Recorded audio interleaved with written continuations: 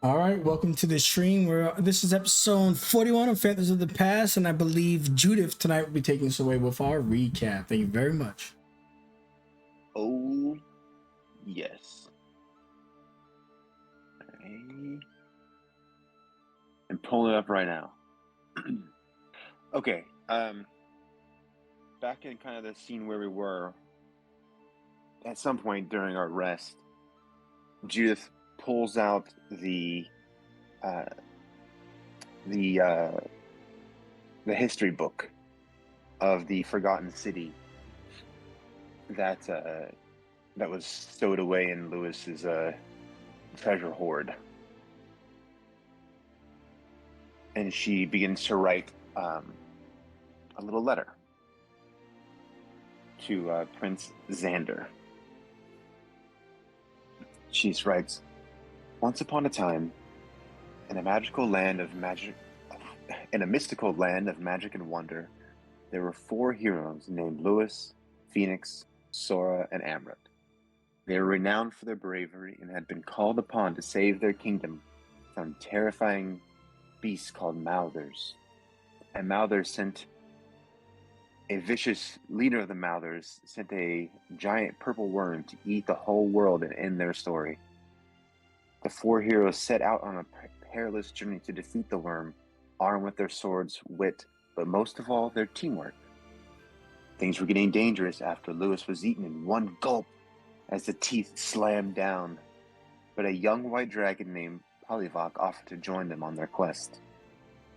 Together, the heroes and the dragon fought the giant purple worm, and after a grueling battle, they emerged victorious, yet covered in gunk. The forest wasn't saved yet, and they had but they had gained the respect of the dragon. As a reward for their bravery, the heroes were led to Mother Nature's sanctum, but on the way they discovered a massacre of magical creatures. They traveled deeper into the forest, but when they arrived into the sanctum, it was abandoned.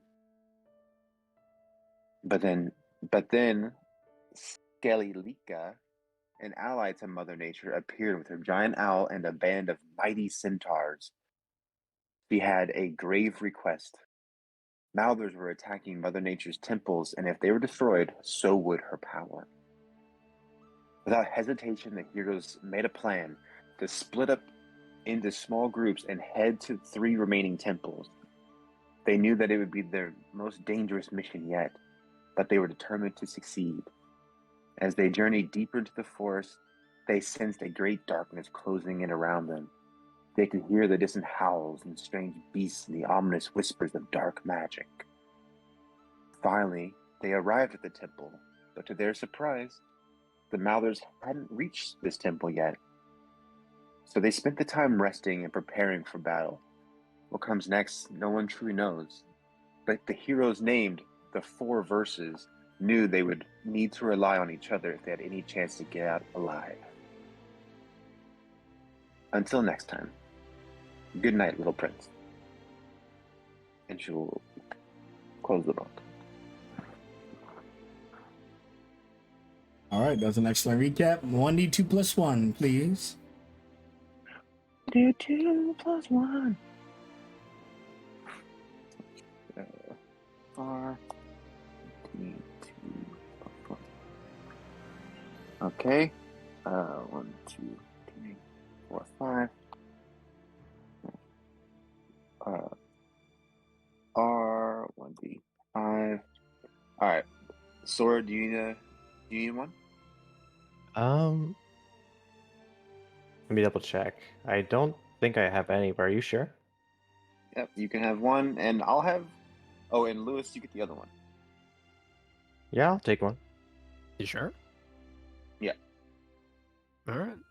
I'm living life on the wild side these days, guys. Wait, what in the what again? Sorry. Don't worry, it's all good. Yeah, go for it. All right. Well, thank you for that recap. Move to where we once were.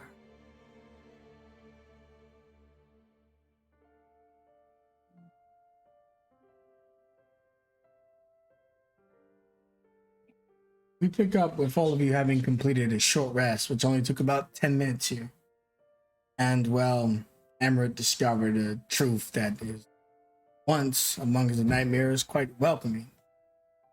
And the stag, its presence, her shedding light that feels sanctuary, safety. But this place is threatened. This place is dangerous. But in the moment you have to get these rests, some of you are undergoing the process of learning different powers and runes. How you'll listen again from left to right, I'm going to come to you, ask you how you're meditating or something like that. What's going through your head as you process the power being given to you from the Golden Stag. So just take a moment to consider that. And we have discovered that the owl's name was Shinshu. Shame on us for forgetting. So, in game, Phoenix, you are picking up anything special? Yeah, she is going to sit herself at the head of the stairs. She wants to try to listen to what's going on around. Maybe not necessarily the water right behind her, but she's trying to just be more aware of what's out in the distance. Imagine she's sitting with her legs crossed, probably got one of her wrenches she's slowly twirling through her fingers, baton style. She's met this Mother Nature before. It was a little bit of a harsh introduction. But Phoenix has learned that there's much to learn from others that have a different point of view. So even though she still prefers the city, she's thinking about her mistakes, the things she's done wrong, and the chances she's being given to learn anew. And as she's trying to commune with the spirit of this place, there is a way that she could be more helpful. There's a way that the necrotic energy that the runes have chosen to course through her body at times can actually do beneficial for those around her. Maybe even beneficial towards her. She's going to learn the Shadow Gate and the Shadow Heal. And in your deep focus, you can feel the energy pouring in. You see, and you alone, the shadow rune on the map glow the moment you unlock the powers, and a purple energy spits onto your body and empowers you. The rest of you don't see anything grandiose about this situation. You, Phoenix, you can feel the energy and see it as it just flows into your body, and you understand how to do the Shadow Heal and the Shadow Gate. And I believe that brings you to a full set of symbols. It does. It's probably hard to see right now because it's not activated, but she's got whole sleeve tattoos going up her arms. Excellent. Emran, are you just relaxing during your short rest, or will you too be changing your room? He does not change his room, no. I will say that he meditates on what he's just learned recently, though. Kind of soaks into the water. It's like his eyes closed, just processing it all.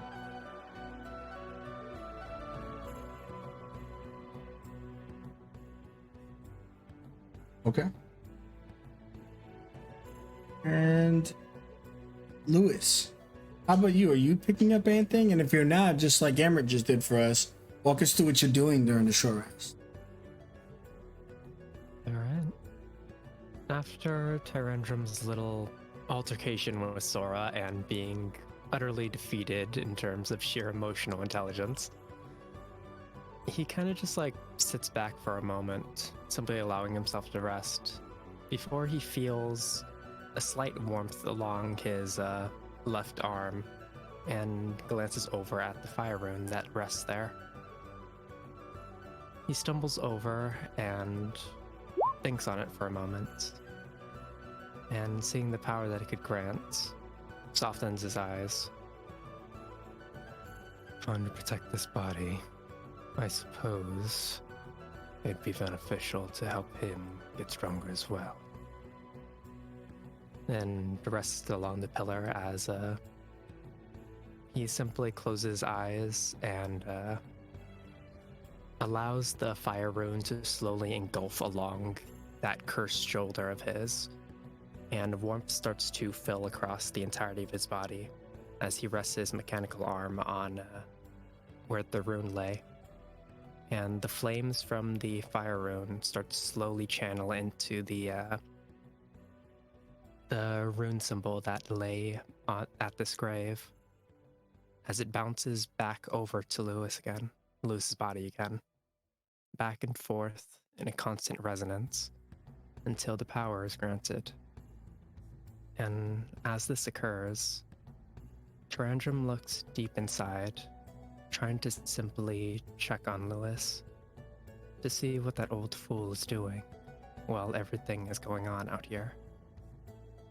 And it seems like Lewis is simply wandering a hall filled with various portraits all over of various images, and in particular, images of his time with Minerva, of the various moments they shared, the missions they went on, the moments in which they simply,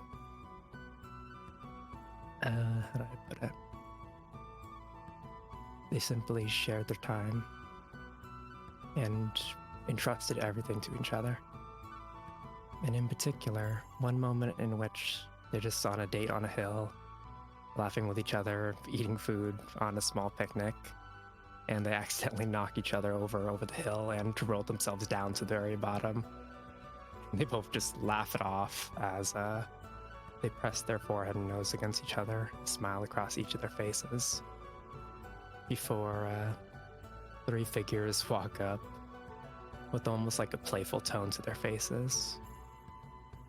But Lewis, looking up, doesn't actually see their faces, only static out images as Tarandrum focuses back on the world outside again and simply awaits the battle to come.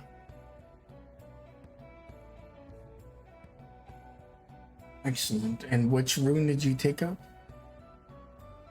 Lewis has taken up, in exchange for his Fire Fist, the Pyro Eye. The Pyro Eye. Excellent.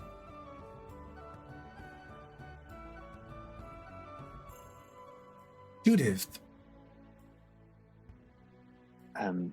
Judith just finishing up what she was just writing to the young prince, and that would be it. All right, and Sora, last but not least.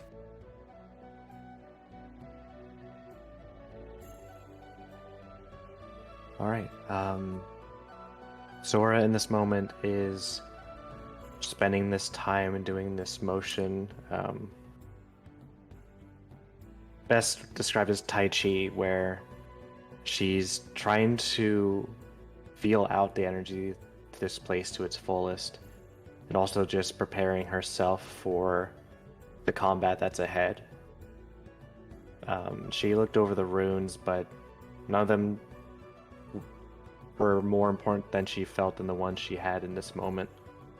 The Divine Hands having a strange connection to the child Mouther that they met, that she frequently thinks about, and then her family rune. And as she's thinking of it and can't help but think of the symbol, she looks down at the water, and a small little question or realization comes over her. She's gonna look over the shape of the pool of water that this particular statue is in, and she's going to kind of begin scanning the edges. At the tips here, are they more flat cutoffs, or are they more akin to that of a crescent moon? That's a crescent moon. Oh, goodness. Looking up, what's the phase of the moon at the moment if it's out? It's still a little too light. It's not nighttime yet. The towel. there's a deeper connection here than probably she thinks. She will sit down for now and kind of go into this cross-legged position. And she will close her eyes and just try and open herself to the area.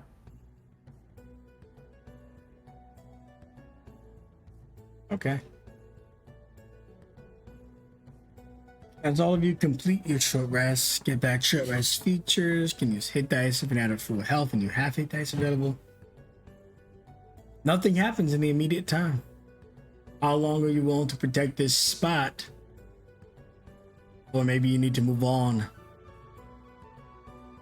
And I guess, now that all of you have rested, what in addition to that are you up to now, since you can see people are like no longer in deep focus if they were getting runes? Everyone's kind of back to some type of normal state for the most part. Let's just go home, guys. Judith, you can talk to the owl, right? Maybe he can fly overhead and see what's going on. Well, I kind of can. I can only send. I can't send it. It's not a two-way thing unless I. Oh, maybe wanna talk it's to him. trained. Can you understand me? Maybe it's. Yeah, it can understand you. It shakes its head, or well, and now it's agreement, shake it, disagreement. She's going to be doing like really dumb, exaggerated hand motions while she's talking, like she's pointing up to the sky. Can you go up there? And she puts out her arms, fly around, and she does the two fingers at the eyeballs and down to the ground, and look around, see if there's any enemies, and she makes a really ugly monster face. You Oh, wish you me. mean this owl is right here? Lol. Yeah. Oh, sorry. Yeah, I can talk to him.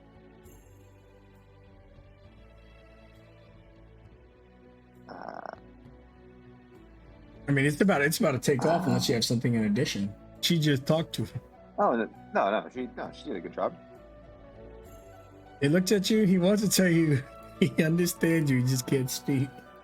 But he appreciates the dramaticness, and he takes off and flies. Now have him do some perception checks once he gets airborne. She shrugs her shoulders and goes back over to Jenkins to make sure he's in tip-top shape. It was very entertaining to watch, Phoenix. Oh, glad it could be entertaining. Thank you. I've worked hard on that. Although I think he may feel patronized. I didn't mean to do that. I don't have a way with nature. I'm gonna work on my robot.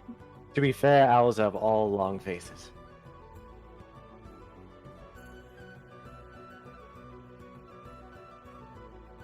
As the owl leaves, he almost immediately returns.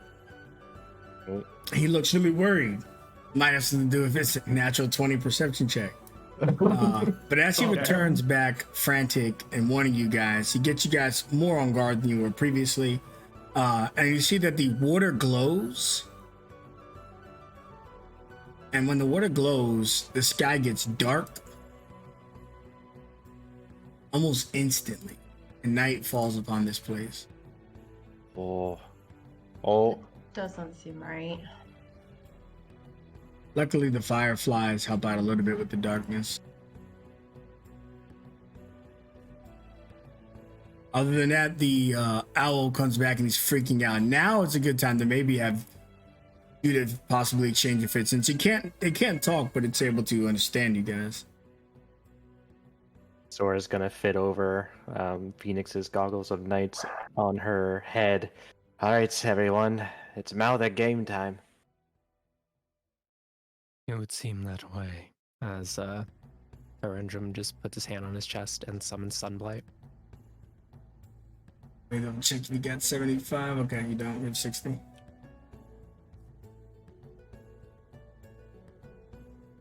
So the owl comes back and he's trying to warn you guys. He's in a little bit of a panic. Ultimately, at least he gets you. So come here. I'll go and touch, like, kind of touch one of the feathers, and I'll cast tongues on it. So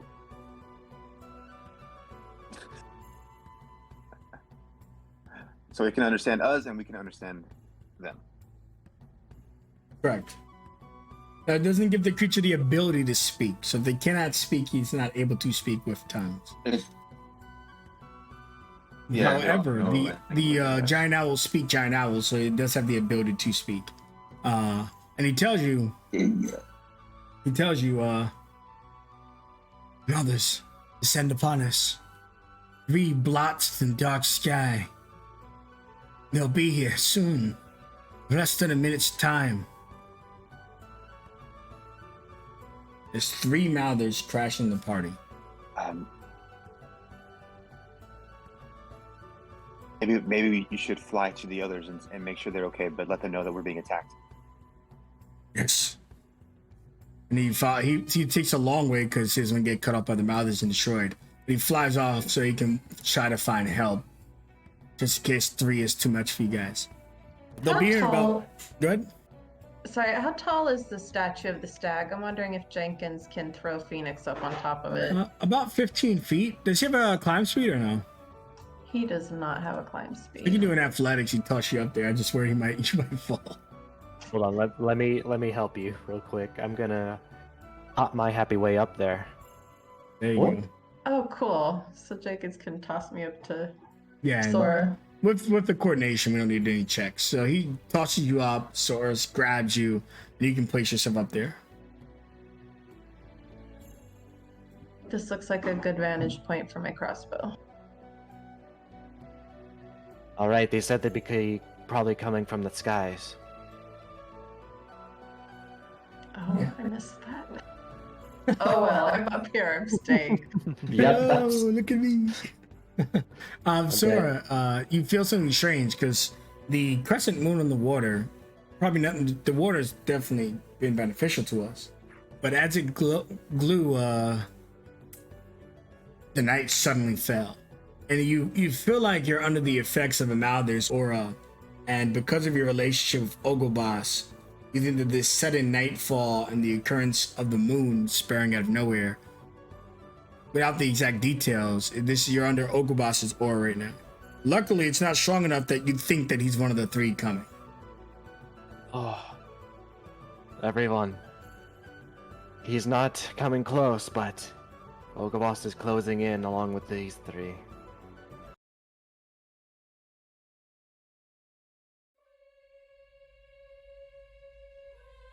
What's wrong with this?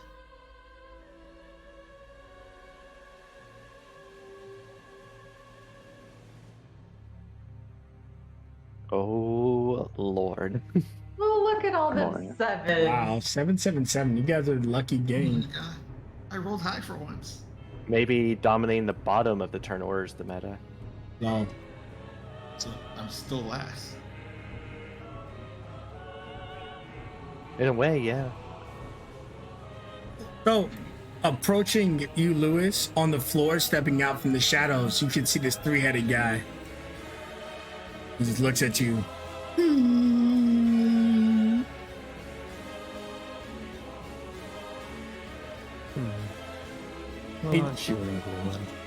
He's his hands, his big meaty hands are just he's just twiddling his thumbs and looking at you, and it looks like he's counting. 1, 2, 3, 4. Weird thing is he doesn't have a mouth, but you can still hear him counting. It's nodding your head.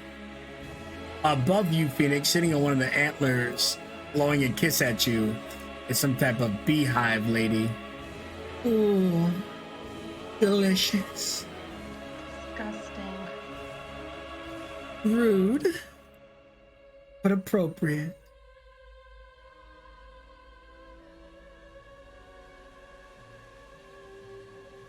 And floating behind you guys,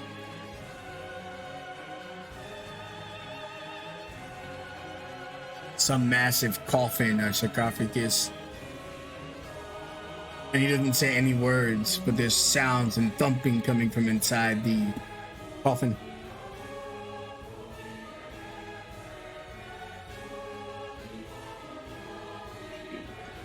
Now, Amra, you're the first to act, and then all the baddies get to go. Okay. We're gonna swim over and get to this one.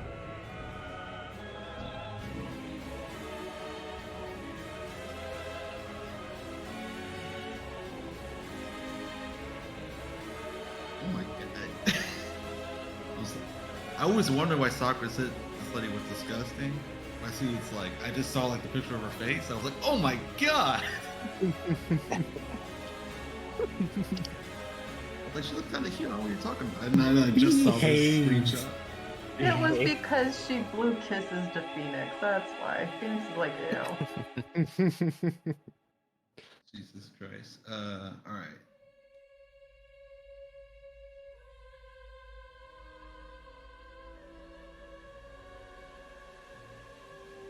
Ooh, that's not close enough.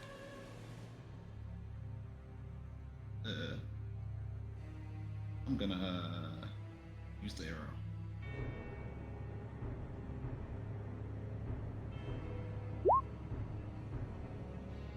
Does a 14 hit this buff motherfucker?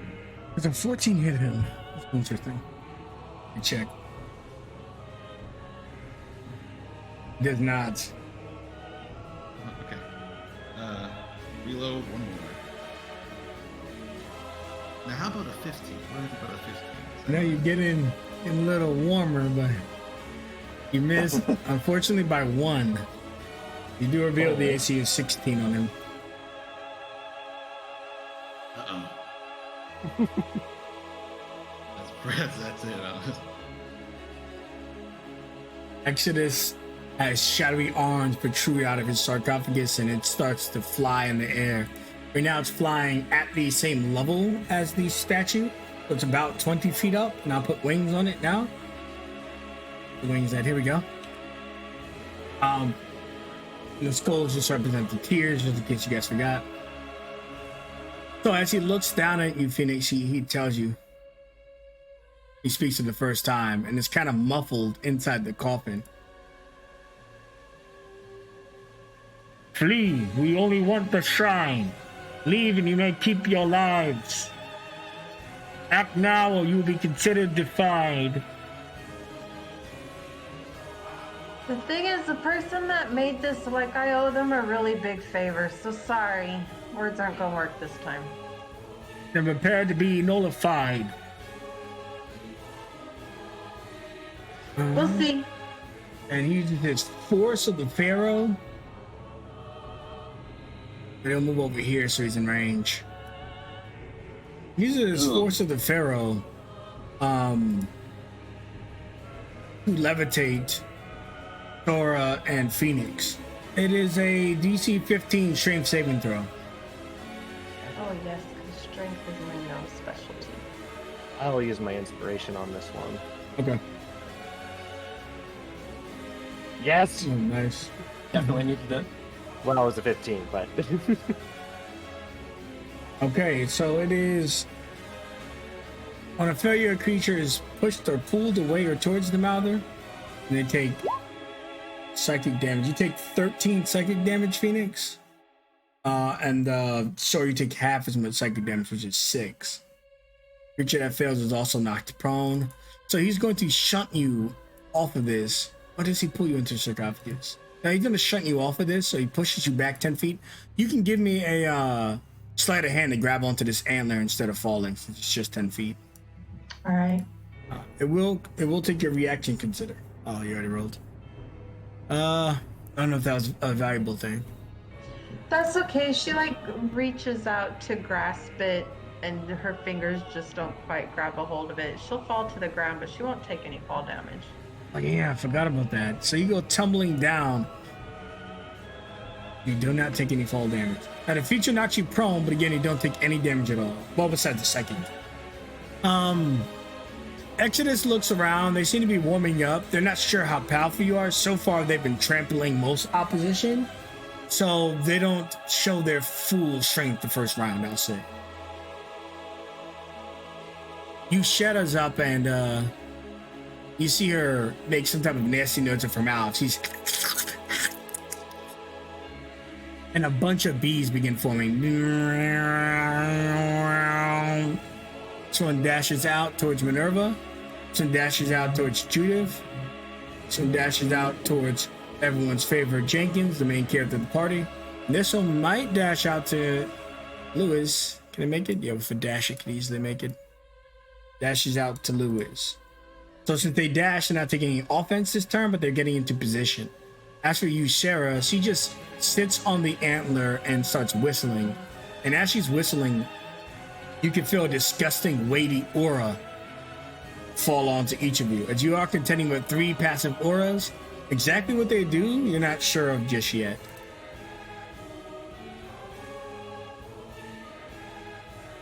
Eeny, meeny, miny, mo starts doing his namesake to decide his targets, which right now he's deciding between Lewis and Emerald. But we're gonna roll because if you actually do the eeny, meeny, miny, roll, it will always be the same result. Okay, top down, left, right, you know the rules. Lewis, this creature just stumbles past Emerald by clawing into the ground and just literally shoveling his body forward, just being dragged. Just hear the ground scraping. Execrate and destroy. He lifts his claw up and it swipes at you twice for an 11 and a 25. 25 hits. Cutting across your shield and onto your shoulder for 11 slashing. Okay. As it slashes into the shoulder, Lewis lifts up his shield. The impact's like forcing through the entirety of his arm. He just grits his teeth as he clenches on the shield and activates the good old effect of Shield of the Great Badger. As a reaction, I am going to need... What was the check again? Did you need to find it through all these freaking macros? There it is. DC 13 deck save, or take 7. He gets exactly a 13. It's all or nothing, so... Okay. As the windy form of Gale is summoned, it just brushes past as his skin is too thick. He didn't seem overly dexterous, but he puts his big hand in the way and he blocks most of the force trying to push him. Sora, you're up. Okay. Let's see. I want to help Phoenix, but seeing all the wasps on everybody, Sora's going to try and disrupt the hive a little bit. Let's see here. She's going to want to parkour her way up these antlers, up to Ysera. Okay. Kind of like leaping to each branch of the antler in these long hops because of her lofty air rune jumps. She hops on over, getting up to here. Do you not realize that serving palm means desolation for all of you as well? Oh, yes. Sweet of you to consider that. Once I send you back there, think about your actions. That's what he really gave us. Freedom. Now we're out and no one can stop us. Certainly not you. We're going to go into a series of attacks here.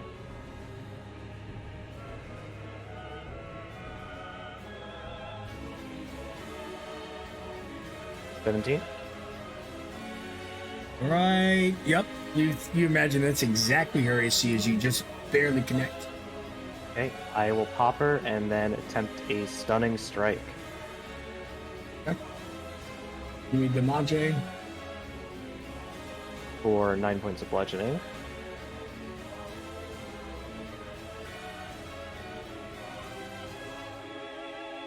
She immediately gets stunned.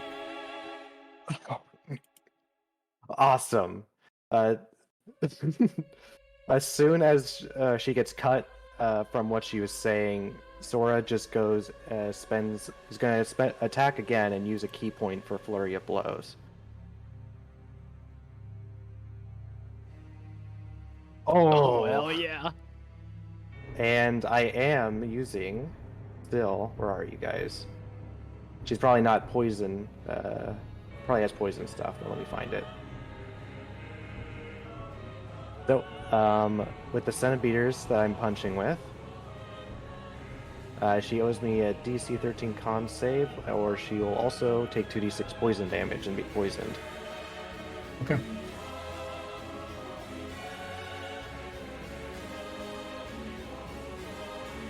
I'll maximize that. So 5 more.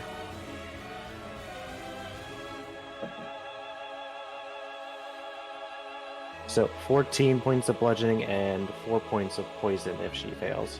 Okay. Yeah, the poison didn't seem to affect her. Okay, that's good to know. So that was the second attack. Now 2 more attacks. 10. Unfortunate. There we go. For another 9 additional points of bludgeoning damage. He's just beating the crap out of her. Exactly. As soon as she's come onto the field, she is just catching all these hands. Minerva's up and she looks at these bees that are just flying around, and these wasps, excuse me, and they're just all around her, buzzing away. I'm just tired of it. He hates bugs.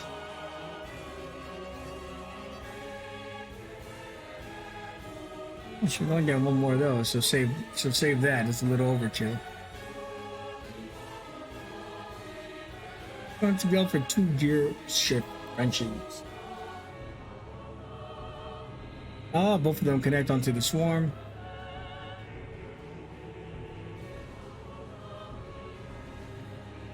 Oh, I didn't edit that. She doesn't actually have 5 remaining. She's got 3 of them. No, she got 2 of them. There we go. She's not going to use her usage yet. She'd rather save that for the Mouthers when it's appropriate. But she does hit these guys for 12 and 9.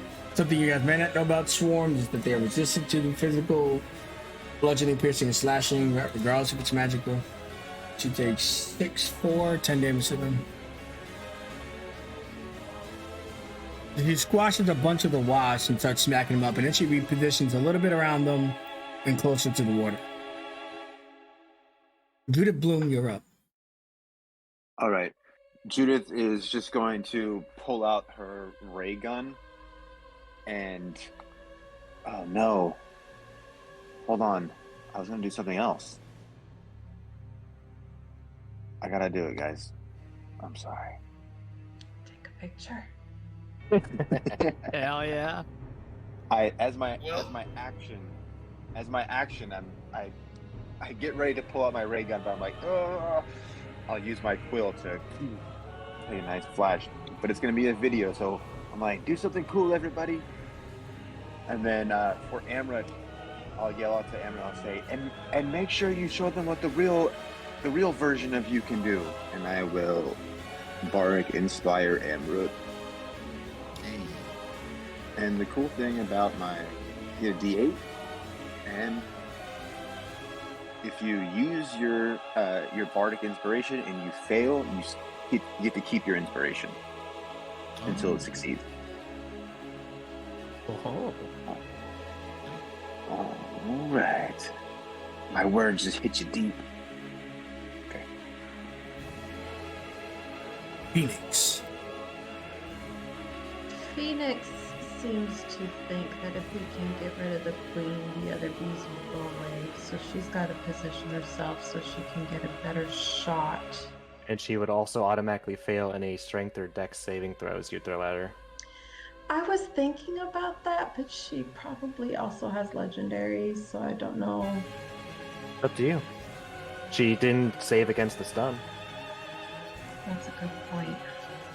I don't know that what I have is going to be so great, but she's going to take 2 shots at... Sorry, what is her name? Sarah. Sarah, yeah. Are they at advantage since she's stunned? Yes.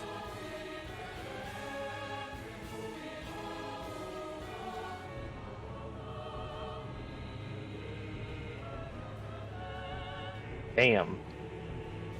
Good shot, not great damage, but hey. 18 is pretty good. And then she's gonna look over to Jenkins. She's gonna tell him to go help Lewis. So for her bonus action, his action is he can. So he's going to turn and leave the swarm of wasps, which they might get an opportunity attack. They might follow him. I'm not sure. They don't follow, but they do an opportunity attack.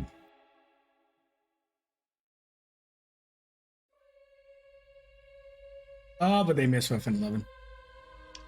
And then he will attempt to hit eeny, meeny, miny. Miss. But he is there to help protect Lewis. Louise. All right. Tyrandrum looking around at the battlefield and seeing that both Sora and Phoenix seem to be going on Ysera, and the fact that she was the one that summoned all these wasps.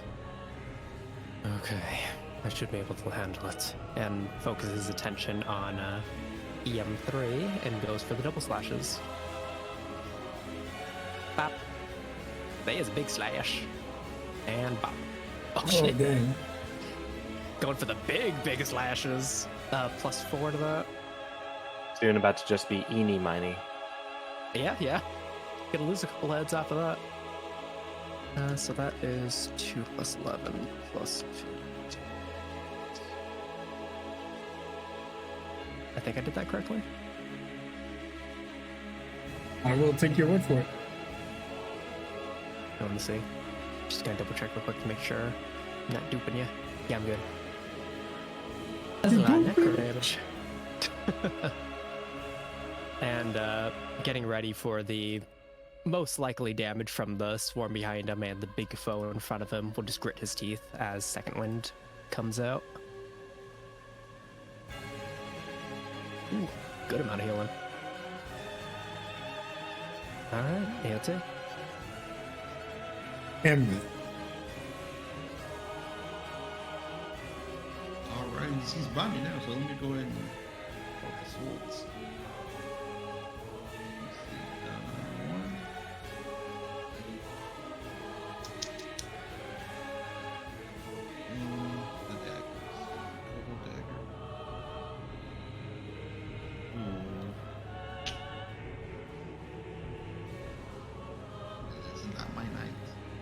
Not your night yet, no. You have your bardic though. Oh, Can I use it after the fact? Yeah. Then okay, I'll use the bardic on the scimitar. And it's a 16, right? Oh, you'd have to use it on the dagger because you already rolled your next attack. You rolled your next attack, the previous was resolved. I'll just put on the dagger then. Gotcha. And it was D6? Or was it D8? D8. Yeah. Yep, that connects. Hell yeah. Okay, let's see. Oh, it's already at 6. It's just 6. 86 to my Jerry. All right, numbers on the board. Okay. So, Amrit, while you're sitting here, you can see that the moon seems to have like a particular glow to it as it beams down. And a beam shoots right on top of Sora.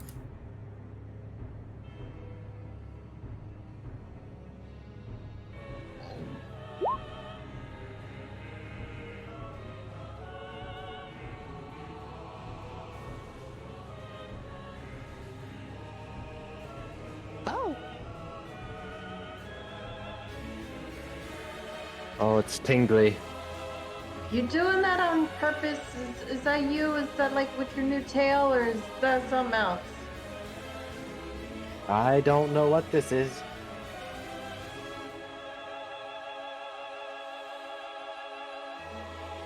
You feel it around you, and it feels like it's like trying to radiate you, and not in a beneficial way. To make you have an extra beautiful glow. I suppose it does actually, because you are glowing. But you start to feel pain set in, You think that starting your turn, it may affect you. Oh, this is not good.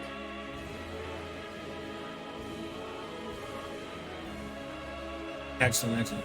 You see Exodus coffin open up very briefly. And you can see a very frail, mummified body inside, very sickly and old, decayed as you'd expect, but very small. I'm talking, when I say thin, we're talking like a stick thin on its waist and up, and its bones so weak. But anyways, you see an aura spewed out onto the battlefield. Seven of you feel very different.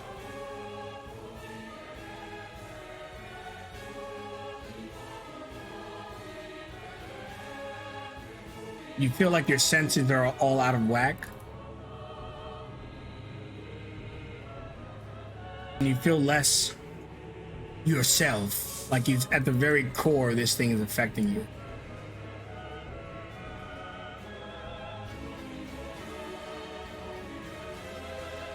But it doesn't seem to do anything offensive to you in the meantime. But you have noticed that you can't see as far in the darkness.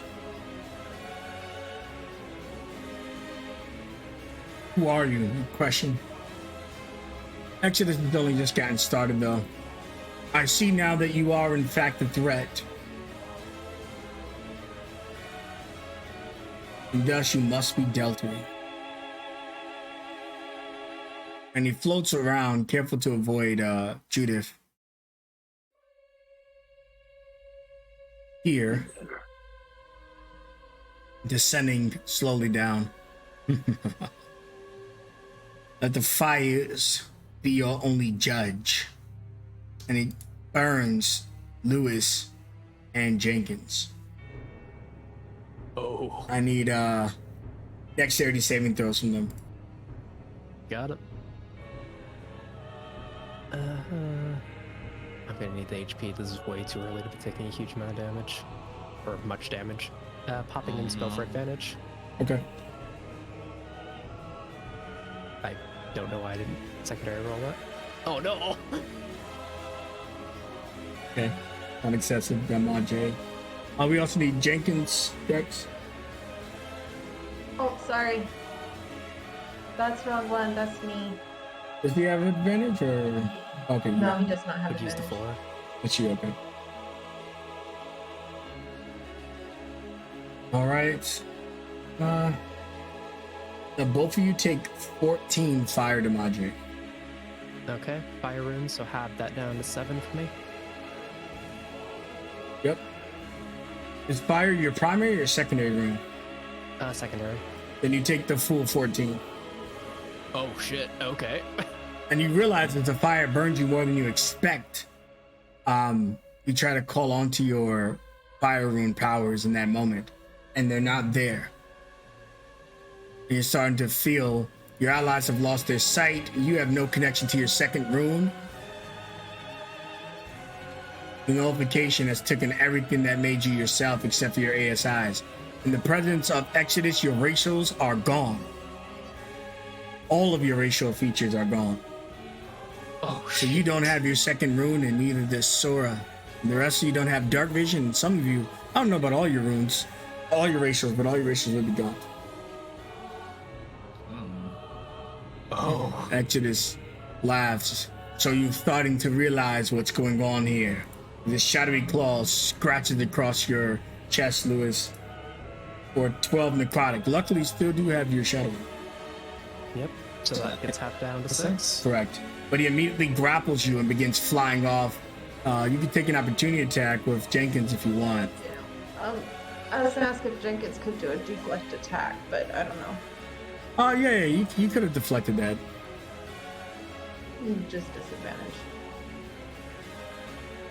All right, since it's after the result, I will re-roll the attack at disadvantage. Let's see here. Second attack, disadvantage. Only an 11, so he does miss you and Jenkins gets in the way. So he won't Okay. leave this time, but of course use your reaction to give him disadvantage. Okay, how much HP do I refund? Well, he would have hit you at 12 necrotic. I think you took 6 if you took any. Okay. Yeah, so refund 6. So he slices you with the claws, but Jenkins gets in the way just in time to protect you. And Exodus just goes, "How valiant you fight. The death nonetheless comes for you." Ishera's still stunned, but you see all of her bees come to her aid. Ooh. They're careful not to go into the area. This final one has to dash to get up to you. Anyone that they left within 5 feet of does get an opportunity attack. So I think that's Lewis. And then if Judith has a melee weapon, okay. Minerva will take hers and attempt to destroy it. Seeing it go towards Sora, she will expend one of her gear shifts to do the additional 7. 17 damage. So that'd be 5 plus the 7, and one less swarm to worry about as she completely squashes it. She looks up at you and nods. "Got your back." All right, I got this. And two of the swarms will be attacking you. One of them again have to dash to get up there.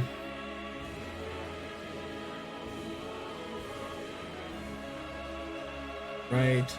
As both of the swarms begin to pick at you,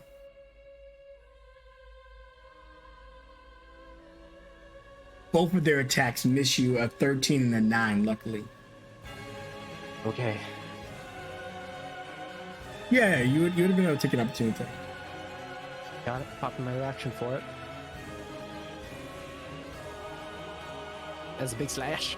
Alright, slash another one. Oh, the bottom one dash, okay. So this bottom squad here, you also wouldn't have reached you. You would have just got demolished by Lewis. All right. Newest kind of- bypasses their resistances. Mm-hmm. As Exodus slashes down on Lewis and having Jenkins help defend, he just switches his attention to the swarm that's trying to retreat. As the blade slices through a couple of them, the flames just crawl off it, and it's almost like a chain effect going across each of the wasp. Okay. So the swarm just, the shadow just wiped them all out. They disappear. And you see Eeny, Meeny, Miny, Mo go, the shadow is powerful in you. Then he looks towards Emerald, but I wonder if it's powerful in you. Noting his shadowy claws. And Yusheta is still stunned. Eeny, Meeny, Miny, Mo is up, and he looks down at Amrit. "Time to test your capabilities." And you see him disappear, and he teleports on top of the statue. And he invokes his aura and imbues onto the battlefield, and you begin to find it harder to target creatures. Specifically what that means, you don't know just yet. But he collects some type of diamond dust in his chest, and he shoots a beam down onto Emerald. Emerald, you see 3 beams spew out onto you. Luckily, one's a natural 1, so I know that one misses. But how about a 15 and 20? The 15 misses. You said 20 though? Yeah. That was it. The 20 connects, hitting you for a 13 necrotic.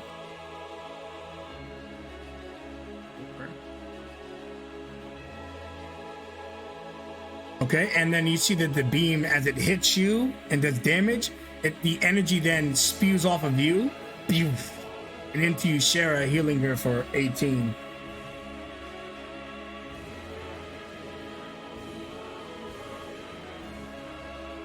All right, sorry, you're up. Okay. At least try and get my licks in while I get them.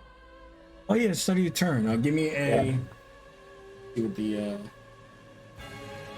All right, so give me a Constitution saving throw. Okay. That is enough. You're taking half of the damage I'm about to tell you. I'll just tell you the half.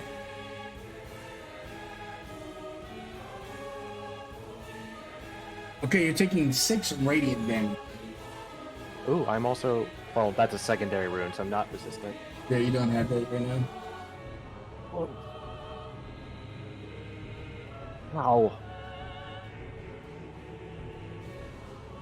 Sora is going to take an opportunity attack from this storm of wasps as she's going to flip over Ysera onto the tip of this antler here.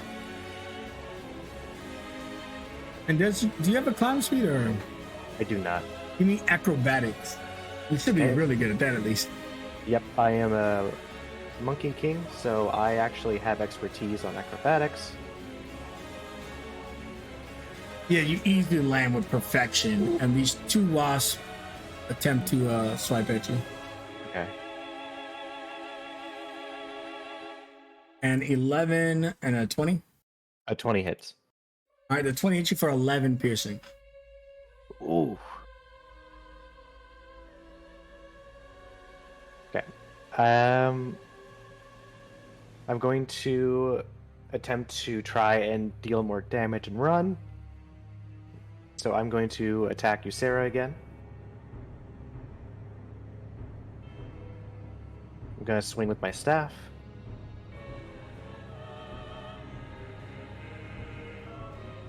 Oh yeah, that's gonna do some more damage. Okay, so I will increase that to 8, so that's 7 additional.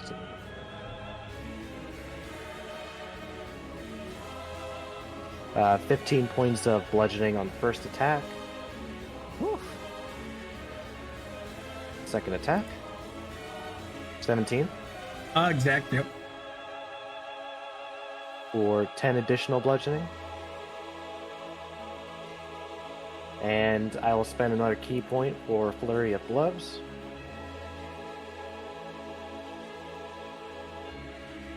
Hit. For 6 additional bludgeoning.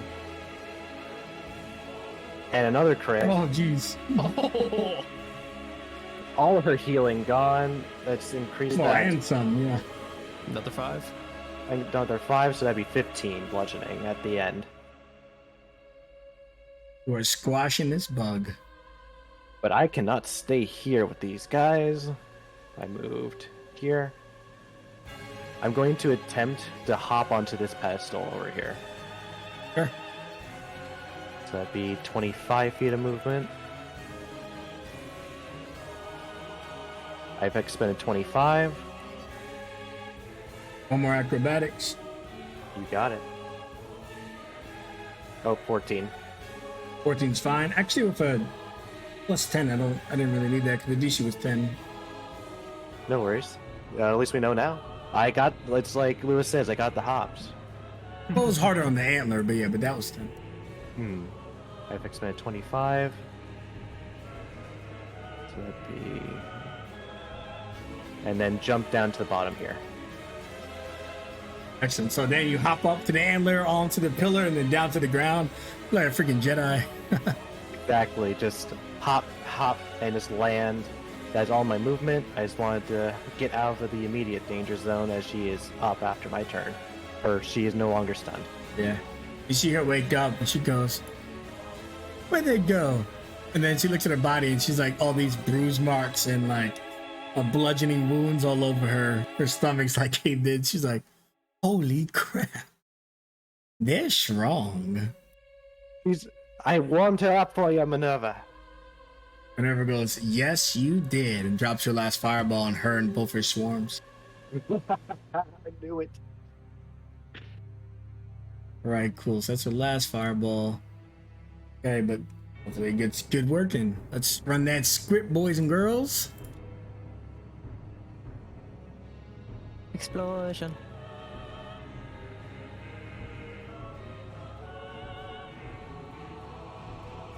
Boom. Almost takes out both of the swarms, and both were at full health previously. And also delivers a good amount of damage to good old Shetta. She smiles, snickering at the smoke as it explodes onto the antler. And then she realizes that the antler looks kind of charred too, and she's like, "Oh no. We'll fix it later. Sorry. Dear God thing, just want to survive." We'll fix it later. And she takes a position closer to Phoenix, swimming difficult terrain and getting up next to her.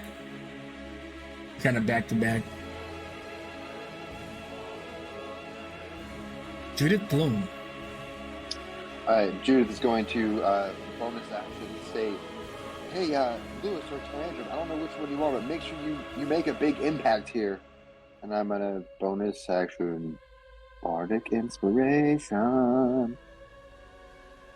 Wouldn't do anything less. You're inspired. And then I can feel like the little crackle of fire energy, and I'm like, well, too bad. I'm not supposed to be good at this anyway. And I hold up my ray gun and I will shoot Exodus. The robot gun. Fuck! Oh. Oh, damn it. Oh, okay.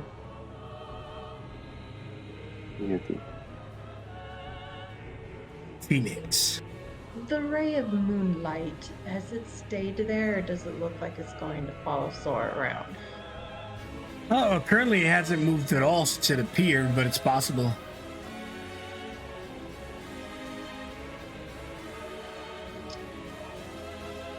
I would prioritize you, Sarah. She could probably send out another swarm on her turn. Yeah, Phoenix hesitates just a moment, touching the ring on her finger, but seeing that Minerva just fireballed Ysera and the swarm, she's going to do 2 crossbow bolts at Ysera. Oh, she's not stunned anymore, so Nope. just Yeah, normal. 19 hits. Sorry.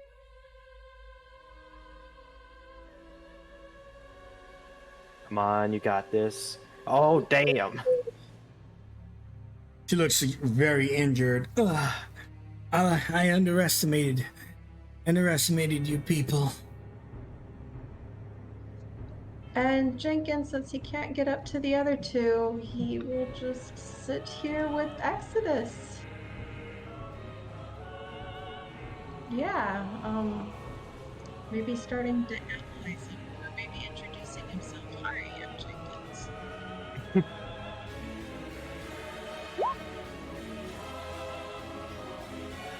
Luis?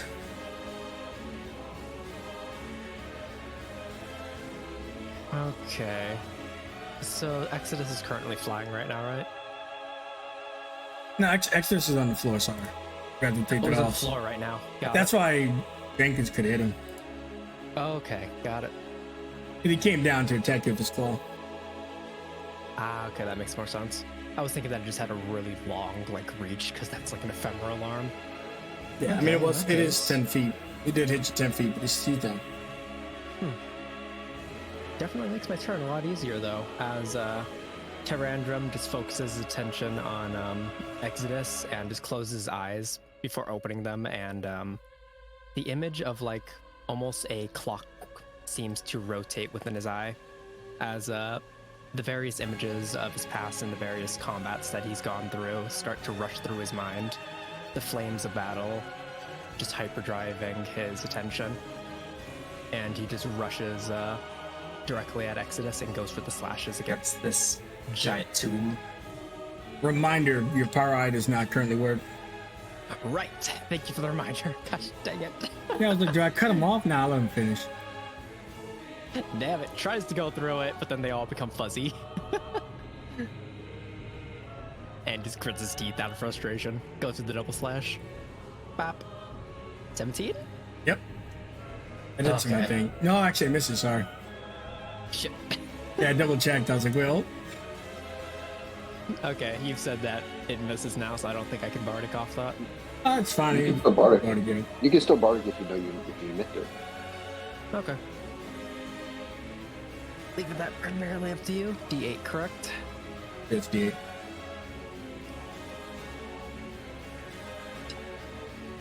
Ooh, big one. Right, so That is turn 1. Is he resistant or? So you do half damage because he's immune, so you bring it down to resistance. Oh, he's necro-immune. Shit. Okay. Got it. But he experiences the pain of necrotic once more. Yeah, for the first time in a long time. Oh, yeah. Is the dueling on this? It's 15 half or?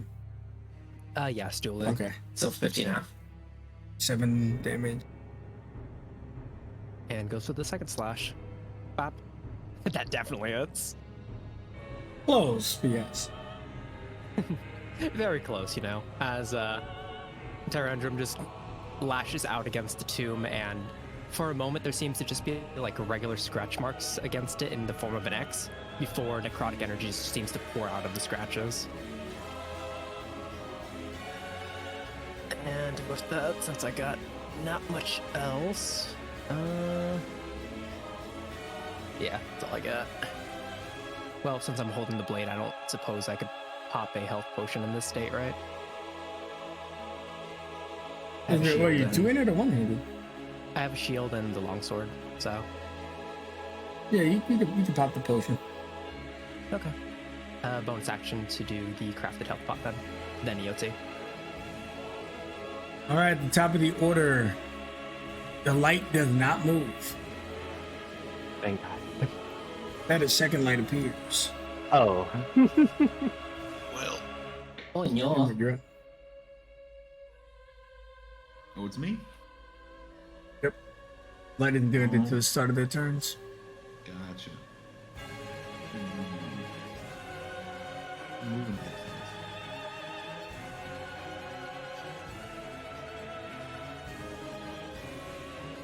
Can I like jump up here to attack him? Yeah, sure. Alright, so he kind of like pops up there and swings downward with the scimitar.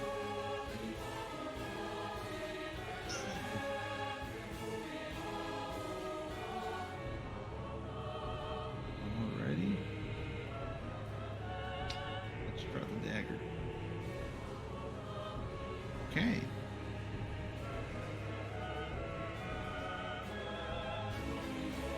It's 18. Yep, 18 is the armor class. Gotcha. So, oh.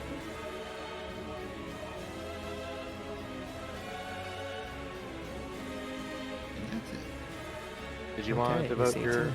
bonus action to anything?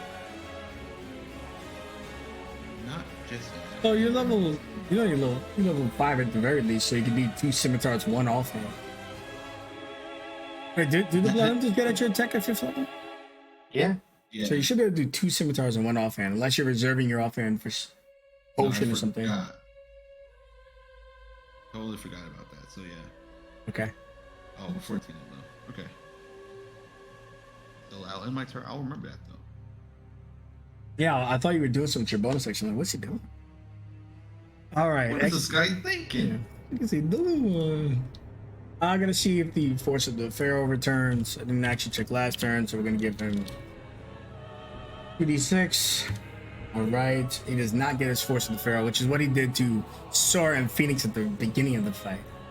Instead, he is going to have to rely on something else, far more malicious. But in order to do so, he is going to provoke 2 opportunity attacks. Oh, Lewis and Jenkins, at least. He doesn't leave ambush range. oh, I see. He's setting up a little bit of a cone. I'm About trying time to he decide. hit something. There we go. Nice one too. I am not going to take the opportunity. Okay. All right. So you see him get into his favorite position, and he explodes fire onto the 3 of you. I need a dexterity saving throw from all 3 of you in this particular place.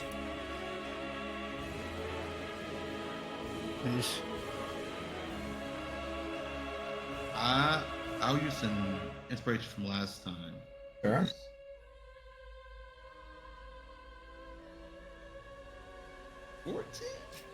Not gonna get it. 15. Okay. As Terrandrum notices that Amrut's footing is a little bit off as his energy is about to spew out, and he just quickly grabs his shoulder and pulls back to Aaron's excellence. Hey. Again! No. Ooh, worth a shot. Oh jeez. Okay, it's not a lot of fire damage because I didn't roll too high. It's 10 fire damage. Normally, you're resistant to fire damage as a tiefling hammer. Remember, you don't have your racials. Unfortunately. Damn. Man, that thing's hurting us hard. All right, and then Exodus is going to attempt to claw Amaret, seeing that Lewis was resistant to it.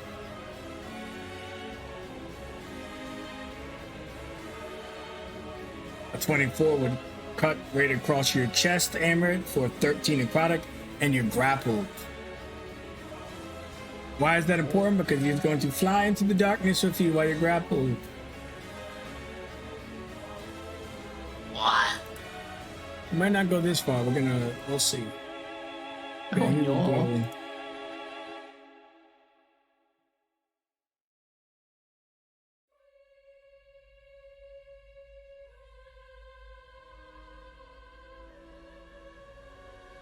Excellent. All right. Exodus took our boy into the dark. He's probably fine. Don't chase after him. Don't chase into darkness. Amaret, I do hope you have a backup character. Ysera's her turn. Okay, so Ysera's up and she goes, my, you nearly destroyed me before I could even begin my fight. Luckily, you set us strong. And she opens her mouth up and summons 4 swarms from her mouth.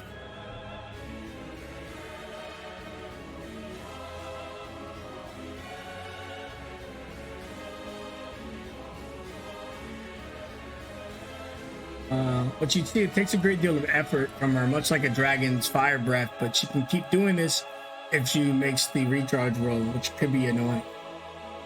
And the moment she summons them, she sicks 2 of them onto Sora, and then 1 each onto Phoenix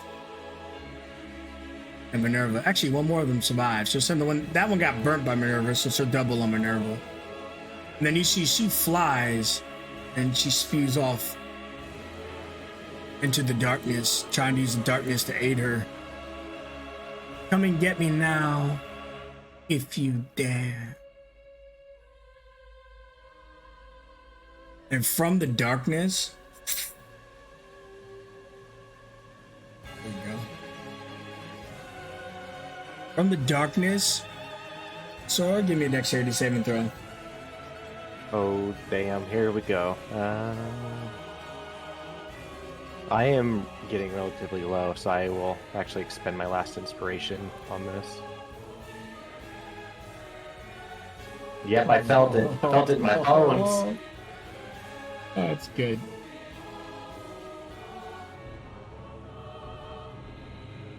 Okay, it's all or nothing. She hits you with her hot honey sap, which you see hits the floor next to you and it begins to both melt the earth, but also harden around it, like almost petrifying the ground same instance as it destroys it. Whoa. But I'm afraid Ysera's turn isn't done. Her bees all get to act. Or wasp. I mean, wasps are just a type of bee, right? Or are they different?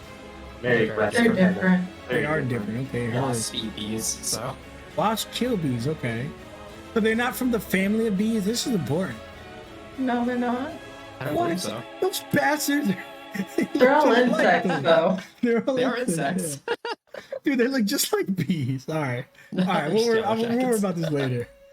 It's like a ghetto cousin. Like, Yeah, right? Like that Like, cousin. yeah. You know, that's a wasp. It was, bro. All right. 11 and a 13 against Sora. That misses. A 15 and, well, just a 15 against Phoenix. Oh, God, that hits. Okay. Hitting you for 8 piercing. They rolled pretty low. And then a 15 and a natural 1 against Minerva, but her armor class is 16, so they miss. Eeny, meeny, miny, mo looks down to Judith. Join the fun. Why don't you?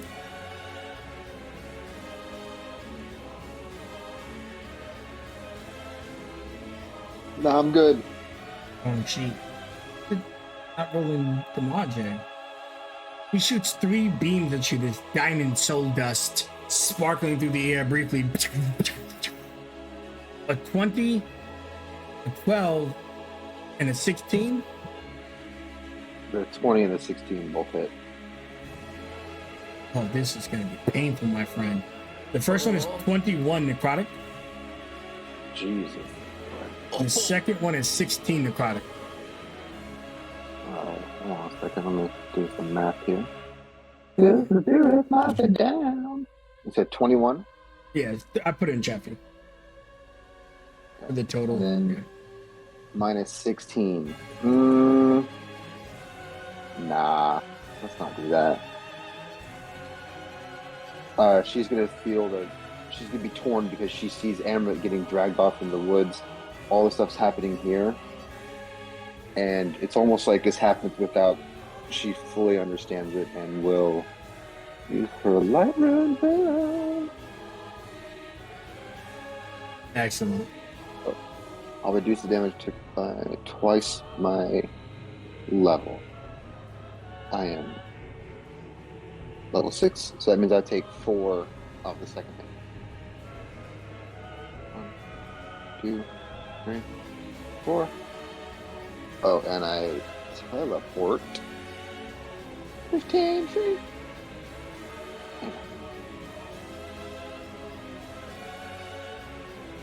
Toosh. Toosh. Toosh.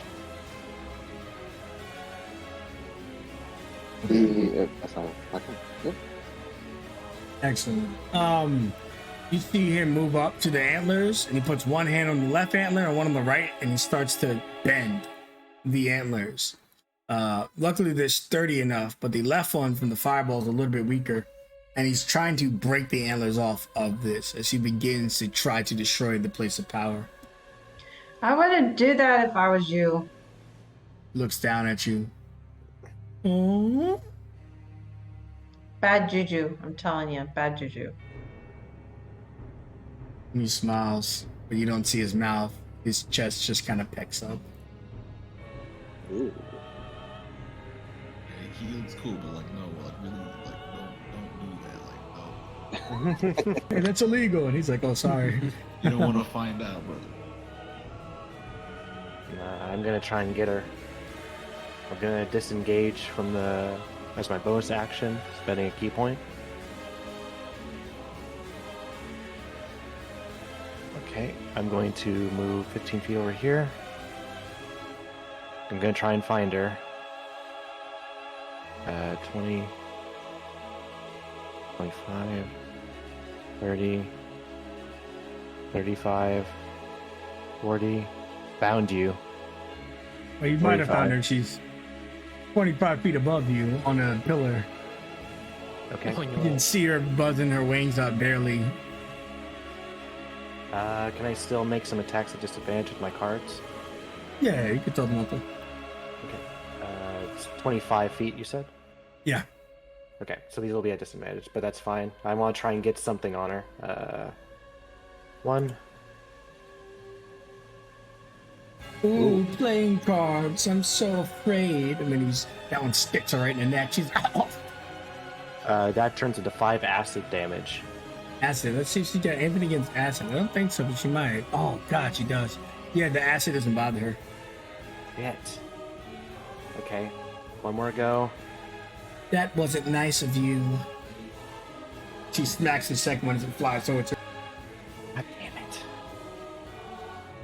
Okay. That's all my economy, unfortunately. Minerva goes, I wish I had another fireball right now.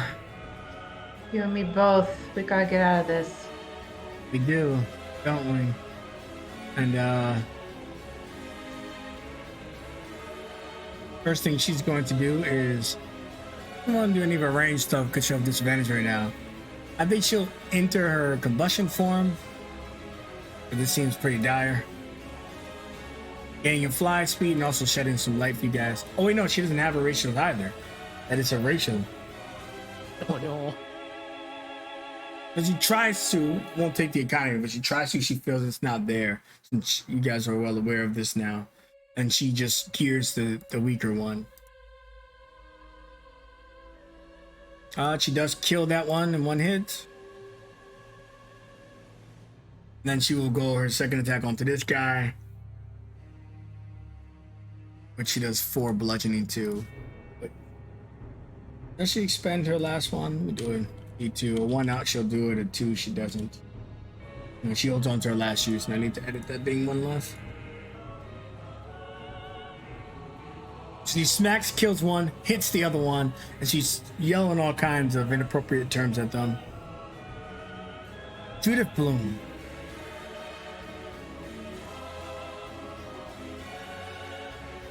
Okay. Can I see the lady up in the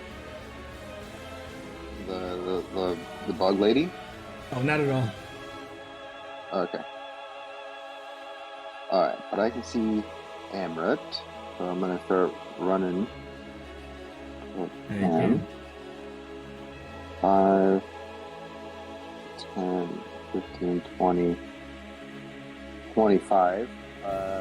Is he being pulled somewhere or something? Yeah, I mean, it's hard to tell because he's in complete darkness, but you can see, he can just tell you he's being dragged. Founder Sky. Alright, as I'm running, I'll drink one of Amrit's potions that I have.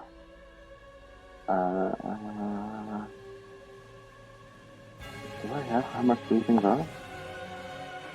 2d4 plus 4? No. Is there a special Amrit one? It's instead of 2d4 plus 2, it's 2d4 plus 4. Okay, got it. It's just a tiny bit more potent when he makes them. 6 hit points. Oh.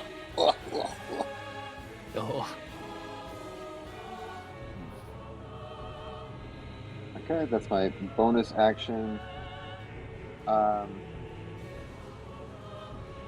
This far away, I still don't feel like I could use any kind of racial. No, Actually, this isn't a racial. This is from my rune. So I'm gonna use my quill. I'm gonna grab my quill, and I'm gonna put it onto Amrit's waist, and I cast light on it. there you go. Oh. And it absolutely invokes light onto him. You light that motherfucker up. Revealing the creature in the dark. Oh fuck! Oh, it's bright. You're just like the belt buckles lit up. Okay, that is my turn. Regulus is just looking at you. First he's like really calm, and then the light flashes on him, and he's like, "Oh, they can see me now." His facial expression changes. Hello. All right, Phoenix, you're up. What was he doing? Did he have like his coffin open and revealing his like creepy little self? He was peeking out of the chest, but it's primarily closed. He has 3/4 cover when he's doing that. But he would close it.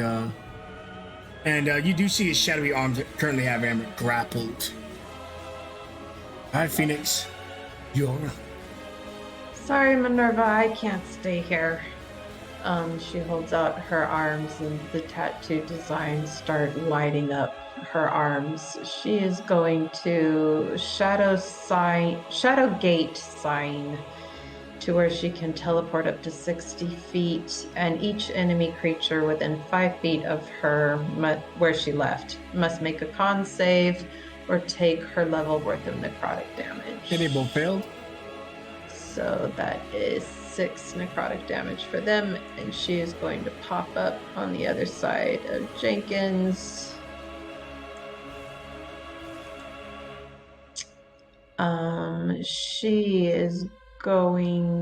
She can't do that this turn because she just had an action. So her bonus action, when she lands, she's going to hit a button on him that's going to activate his action of repair. Okay. Because he's in the beam, he does all his con save. Oh, I didn't realize he was in the beam. Can I just have him walk out of that as his movement? Well, when he starts his turn, he would get hit by it. Oh, gotcha. All right.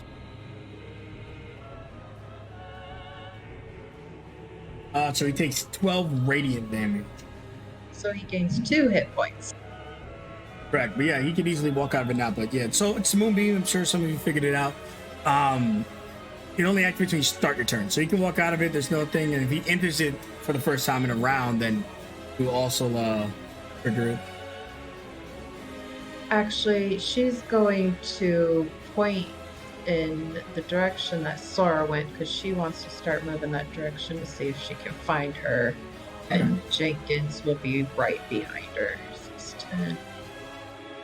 Just consider it's water. If you guys want swim speed, this is definitely difficult terrain. Okay. Well, then that is as far as she can get because she is slow.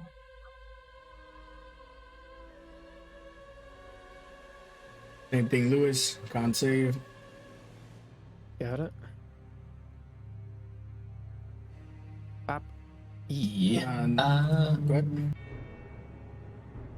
Do I want to Master's Guidance this? I don't know what the DC is. You. No, just let it go through. Alright, the 13 is not enough, but yeah, unfortunately, we haven't revealed it. What it is yet. Yeah. So you take 13 radiant damage. Got it. I already burnt my bardic. Okay. As Lewis takes the radiant and is just like gritting teeth trying to maintain his form, he glances toward Exodus dragging Emerald at the moment and remembers the contract of trying to protect everyone the best he can. But there's a part of the body that seems to be trying to drag itself toward the statue, almost as if Lewis himself is moving on instinct against Tyrandrum's thoughts. And he just grits his teeth and screams out to Judith, "Red, do you need help getting the horned one out?"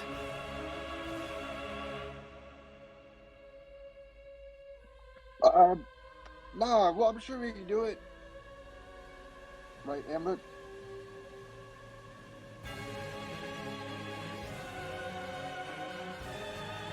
Amber's dead. Oh no. Oh, sorry. No, Lewis asked if we needed their help, and I looked at you and I said like, no, I think you can do it. And I was like, right, Emmerich? My answer is to say.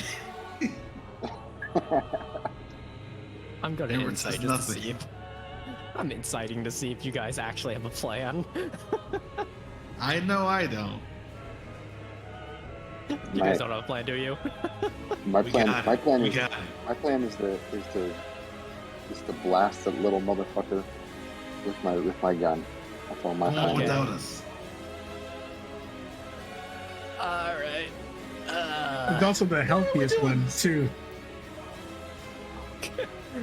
Okay, I'm 50-50 this by dice just to see if this will do. Fuck, I don't know what the hell Tyrandros would even think in this moment. Yeah, okay. One was the stag. So, kind of hearing those words, it kind of eases the Tyrandrum's attention for a brief moment, even though he knows fully well that you guys are kind of just bullshitting it. But rationalize it as if this stag goes down, we're all fucked. So, he is going to step out of the thing and hop over the water, trying to get onto the platform. He has a 20 strength, that helps. It'd just be difficult terrain if you don't have the climb speed. 20. Okay, so let me see here. So it'd be 5. So let me see here.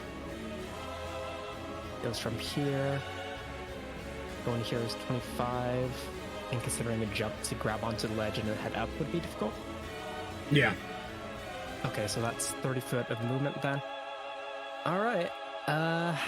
Popping main action to dash as he dismisses Sunblight for a moment to free up his hand and tries to climb up the statue. How tall is it? About 20 feet. Shit. That's unfortunate. Okay. Hops up, tries to grab it. How much movement would it take for me to climb up it? Oh, you're dashing, right? Yes. So I mean, it's 30 difficult. feet So to- you would need 40, so you would be able to get mostly up there. Fuck. Fuck. Okay. Did you use your bonus action here? No, I have not. If you give me a bonus action for athletics check, I might remove the difficulty. The difficult terrain, I mean. Unless you need your Okay. bonus for something else. Nah, I'll pop it. Let's do this. Yeah, athletics check. Bop. 17? Yeah, it's fine. So yeah, you Okay. you can get to the top. Okay, just digging his mechanical arm into the statue just to launch himself a bit further. He manages to make it up onto the platform. Standing against Eeny, Meeny, Miny, Mo.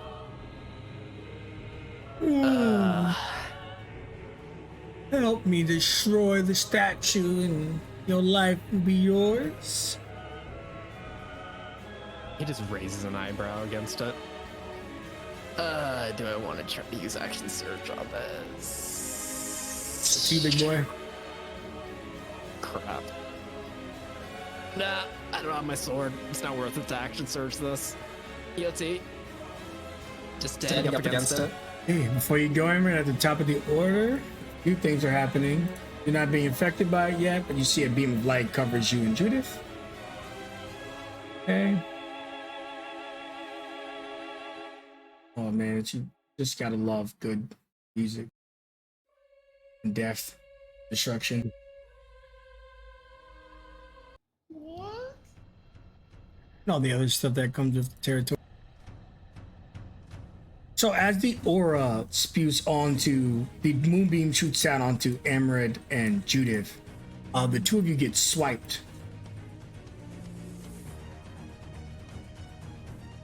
To the right, and the beam misses. So you're throwing your cards and getting antagonized when you see a dark shadow swell up behind him and a blade put to Yuchera's neck. And as for those in the middle, right next to good old Minerva, a gentleman in a wheelchair. As he uses his Shadow Magistry ability, you teleport him there, Vata next to you, Sarah, and Nimbus next to Judith and Emerald. And they look at you all. "Ah, we're here.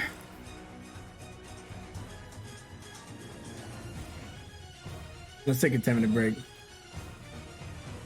I have never been so happy to see this handsome motherfucker.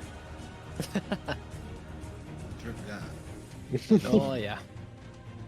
Yeah, Oh, what it's man. doing is basically a thunder step, but it's shadowy and you can move people anywhere within the range of thunder step, which is 90 feet. They set up the battlefield perfectly. And with that said, I will see you guys in 10 minutos. Luckily, the stream counts for us nowadays. I'm gonna go on with food. I'm gonna get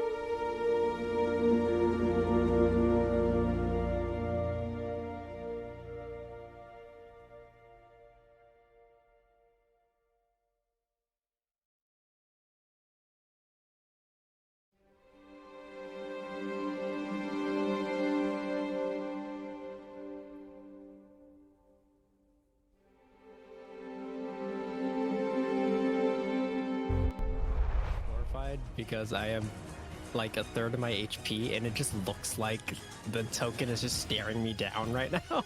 Yeah. Pretty accurate, methinks. It is very accurate. Welcome back to the game. You heard the fears of the players. Will they be true? Hopefully. In any case, Emmerich, you're up. Oh, that's right. All right. Let's put my confidence back up. I'm gonna do a rhyme spear.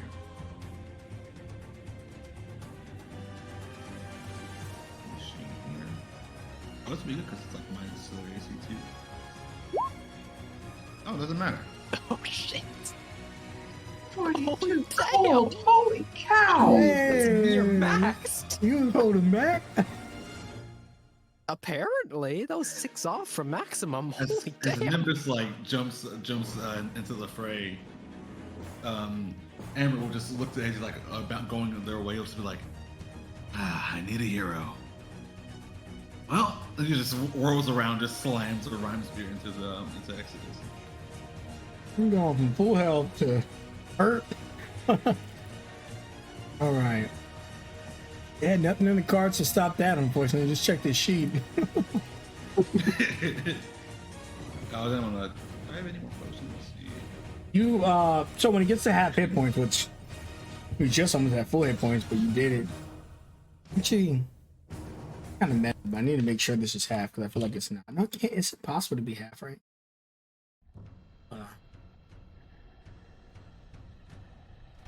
I'm just stupid. Okay, he's not at half. He's extremely close to half. So you almost break the center of his chest, exposing the very weak mommy inside. Or not mommy, mummy, Jesus. The very weak mummy inside, but unfortunately you don't do enough to crack it, to break it, but it's severely damaged. A little more damage and you will expose the creature inside. Gotcha. Then I drink that potion.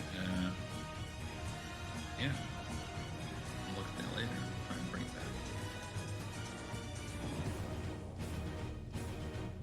that. Okay, Sarah looks and she starts sweating a little bit. Oh, I'll be honest. I'm liking the drip. Any chance you'll let a girl claim her freedom? Bata just looks at her. I will for you, not in the way you wish.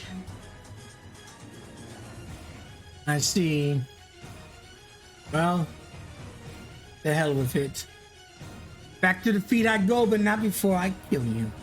And then while she's mid-conversation, she sends her stinger. So her body's it's weird because she doesn't look like she has a stinger. I'll share the photo again. But the dress on the lower half of her body wraps up into a stinger in a flash of a second and attempts to sting him. But Vada pulls out his double scimitar and he just parries them. The second one comes out and just pinches him in the arm very briefly, and he stumbles a little bit as it does 13 piercing, and he needs to make a con save or possibly get really screwed up. He is also resistant to that damage since his turn's not up. Yeah, so it's only 6 piercing. Good catch, I completely forgot about that. No worries. Con save for my boy. He makes it. So let's read this out. Poison damage is half on the success. Does not get paralyzed. Does not get poisoned. Does not get all the other shit that comes with this. Okay. So it takes half of the 19 poison, which then gets half again. It takes 4 poison and only 6 piercing for a total of 10 damage. What could have been about 40 damage. Wow. Vada takes the hit in the shoulder. He then closes his eyes and instantly focuses. As he channels the poison throughout his body, he evokes his Sky Rune and his electric powers to neutralize the poison. He looks her in the face, or in the eyes, I guess, and he goes, "Nice try." Sarah gets worried, but she cannot provoke an opportunity attack, so she sits tight. Her bee is immediately coming to her aid to surround Vata.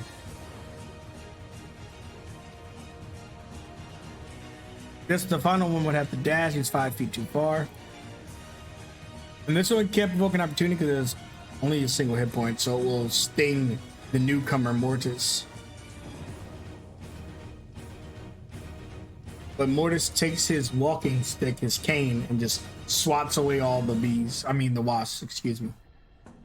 They're not bees. They're wasps. Exodus looks at the newcomer. How? Should have sensed your arrival. Yeah, well, our boy can teleport people into the shadows. But now you can sense this. And he swings his spiked great club, smacking the thing right in the head. Oh, I'm not done yet. Ugh. Double spiking him for 30 damage.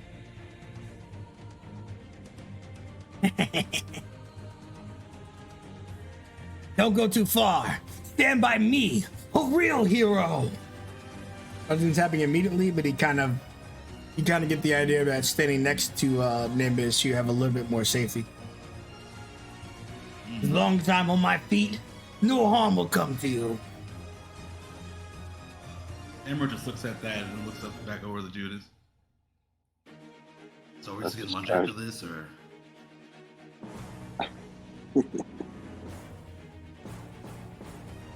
All right, and Nimbus is doing like flexes and showing his muscles and his stomach and everything in his back.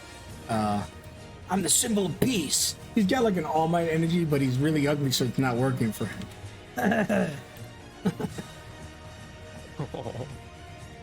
Drop his full art. I didn't. I'll do that now.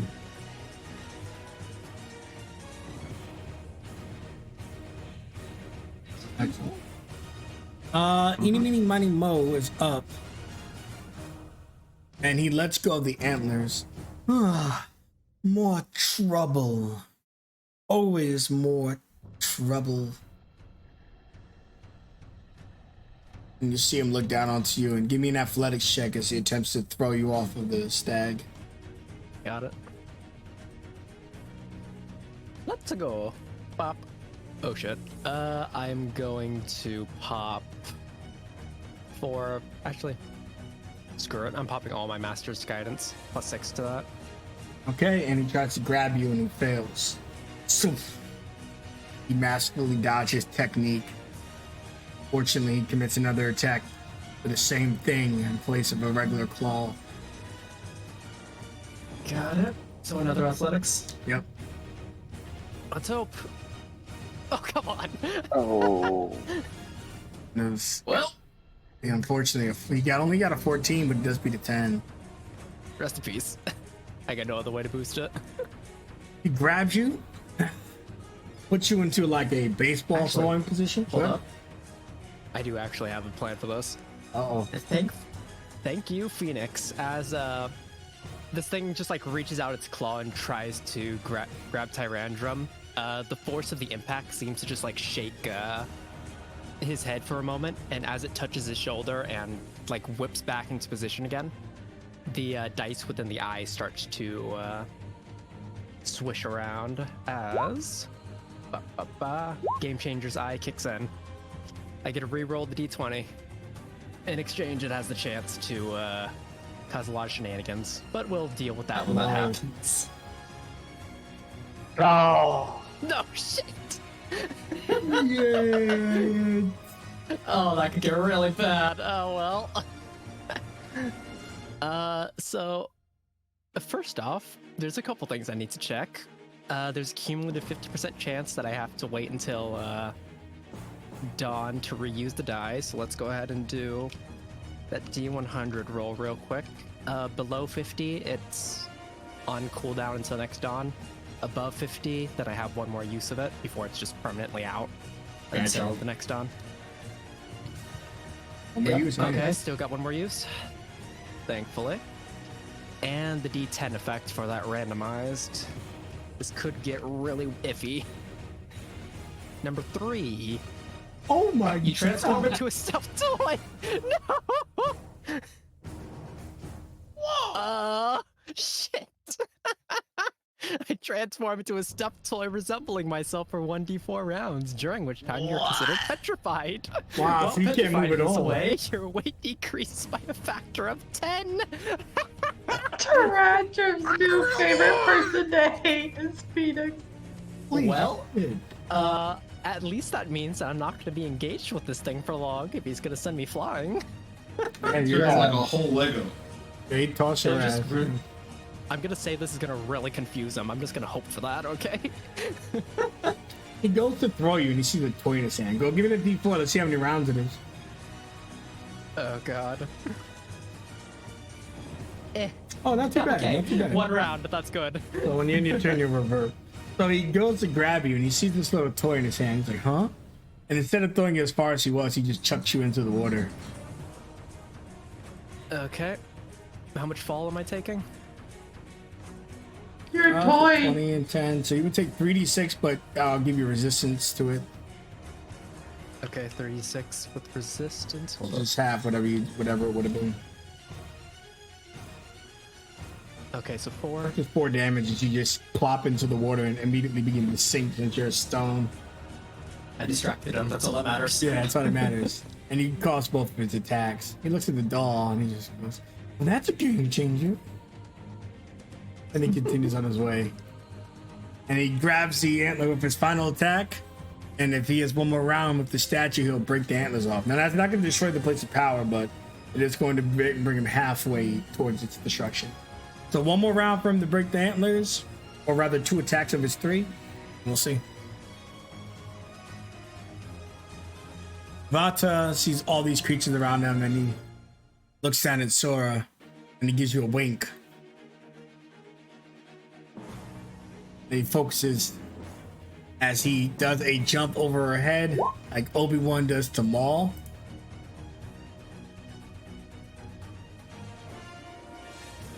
Slashes Matthias from the north, his scimitar, putting into her for 11 plus 17 thunder and immediately decapitating her head.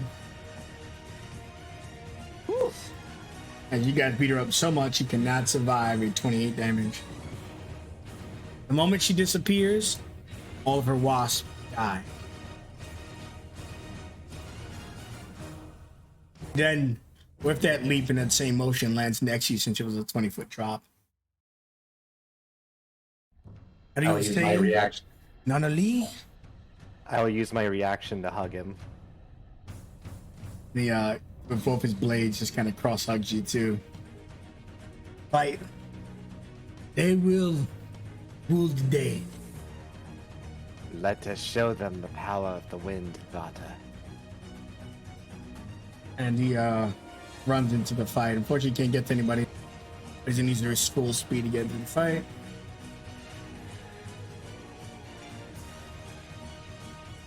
Automotus looks around. Seems several of you are in need of medical application to which I can give you some. I am so glad you were here, Mortis. It's good to see you as well, my friend. And you see he gets in his wheelchair and when he goes in the water, the wheelchair seems to float. All access. Thank you, Phoenix. Yes. Because Phoenix made him the special wheelchair. Hell yeah. And as he gets into the water, he gets himself into position for a mass healing word. And he has a little bit of hit points each. 8 hit points out. It's up for 6 targets, so let me call out who we're hitting. So 60 feet of him, 6 targets. Oh, so it's a little far. It's all good. All right, so Lewis, you're gonna get 8 hit points. Phoenix, Jenkins, and both Amrut and Judith are gonna get 8 hit points. Nice. And then he'll just put the final one on to Minerva since she's the only one he can reach, and Minerva is missing exactly 8 hit points. Now that was only his bonus action. So he's going to walk up to the toy. Oh dear. This is troubling. I have no idea how that happened. See.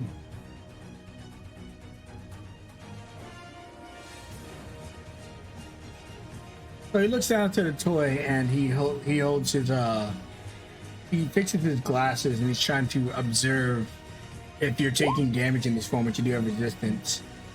And he touches you with his professional treatment. So whatever your level is, you heal 3 times. Action. Oh shit. He starts repairing it both magically and with mundane stuff out in the world.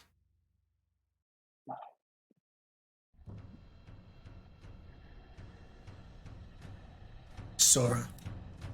All right.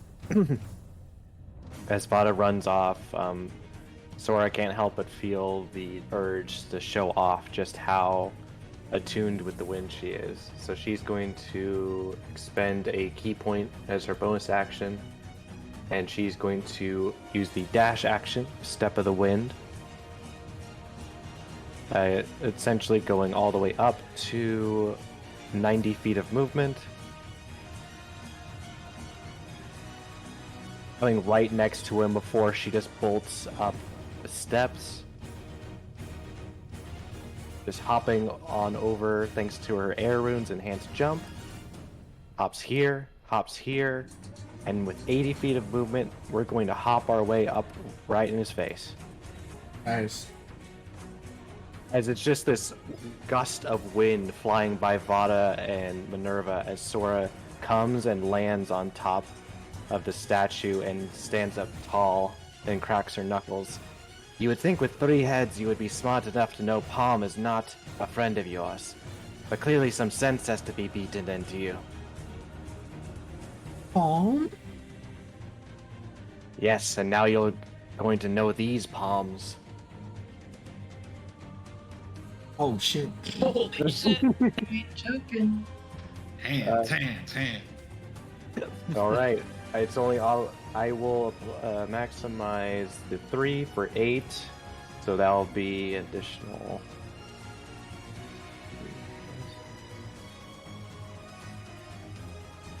That's another 3. So that's me 14 points of bludgeoning as Sora just socks the ribs of this creature, and she's going to attack again. Yeah, unfortunately, that one will miss. But she has caught its attention and she just readies herself. Excellent. Nimbus. Alright. Let's do this. I call upon my rune. He makes it sound really cool, but he's the only one pretty basic rune. The advanced version of Rockstorm. He sends just dozens of rocks to crush our friend Exodus here.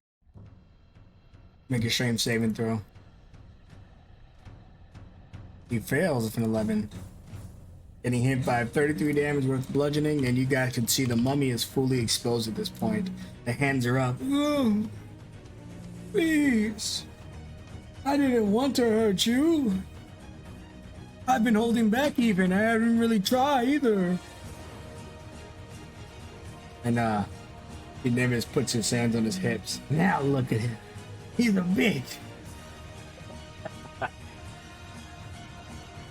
Phoenix, you're up. I don't know, Jenkins. You gotta see if you can get up there and help Sora out. She is going to get out of the damn water. And she is going to aim at Eeny, Meeny, Miny, Mo. How'd you take it by toe? That hits. Ooh. Cool. Jenkins is going to do a quick little repair.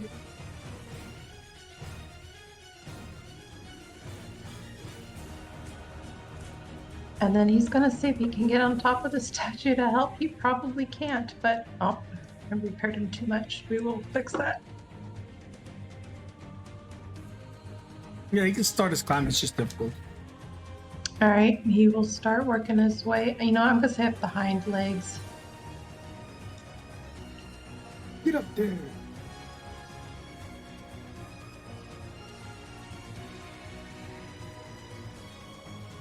Judith Bloom.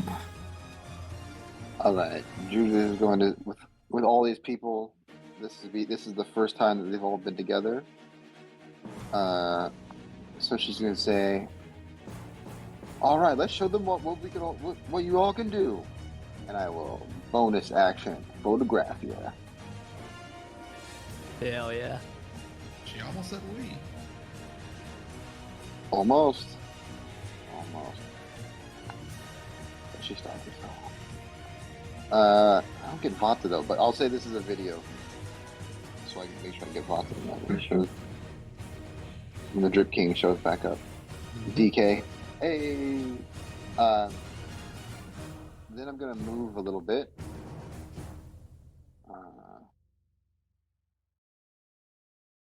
I can select. There we go. Select move. 5, 10, 15, 20. Be careful. You do know it has 10-foot claws, so if you move, you could get hit. But you knew that, so if you want to rethink, you can. He's clawed Lewis at 10 feet. Yeah, I gotta do it. Christ is wipe out at you. Give me freedom or give me death. You know, he doesn't really die if you beat him. He is going to. Oh wait! I actually don't have to do it. Oh, okay. I forgot.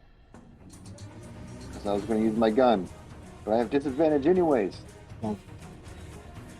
So I'm just gonna say, I'm just gonna put the bear on Amber's shoulder and say, hold still, and shoot. Because the mummy is exposed, right? Yeah. All right, take a bite of this. Motherfucker! That's not good. What do you say? Like hold still. Everyone's probably like, huh? And they missed. Shut up. Oh! Okay. Is that what happens, right? I mean, if that's what you wanted to happen, yeah, it don't have to. Guys, I swear I'm helping. I swear. Anything, no worries. He also lit up his darkness. Which he was gonna have. You guys are gonna be a hard time fighting there. Alright, Minerva is up. Looks like the fun thing to do is to help the boy up top. The girl up top, sorry. As he climbs up. Actually, I don't think she has to. She's a magnetic boot. She can just run up it. She runs up the side of this thing. Got your back, Sora. Swings twice. If she hits, she'll expend the first one. So whichever I roll on the first force, not the second, will be applied. Hits it twice. Let's add up all this damage. 27 damage. You see that eeny meeny mo is starting to fall back on his defenses. He's having a hard time. Pain. I don't like this. Luis. Okay. As stated by the Game Changer's Eye, it counts based on the start of the turn, I believe. Just above the D10 effects. Oh, did the start? Let's see. Let me see. Let me drop that specific sentence. If it specifies the duration, the effect ends at the start of your turn on the round that it would end. Oh, so shit, you're rate bag. Yeah, apparently. Got hell lucky on that roll. Okay, so just specifying that I'm interpreting it correctly. Yeah, I mean, if the effect ends at the start of your turn, then you would turn back to Lewis right at the beginning of your turn. Okay, got it. As Mortis is just holding this like dragon doll for a moment, it just immediately just like poofs into like thread all over the place and reveals Lewis just standing there. I am unamused. And just like looks directly up at the Earl. Okay, let's do this again. And starts on his journey to climb up. How much feet will it take for me to climb up there? Well, it's just difficult, so it's 40, because it's a 20-foot climb. Okay, got it. Main action to dash then. Using all my movement to climb the fuck up there and just like stand on like one of the antler edges. Bonus action to summon Sunblight as he just grabs it out of his chest. Excellent. Okay. Let's try this again. And goes for the first initial slash as he just jumps into the air going for a downward slash on the arm. Yeah, 17? you action surge? Yep, action surging. All right, yeah, 17 connects. Got it.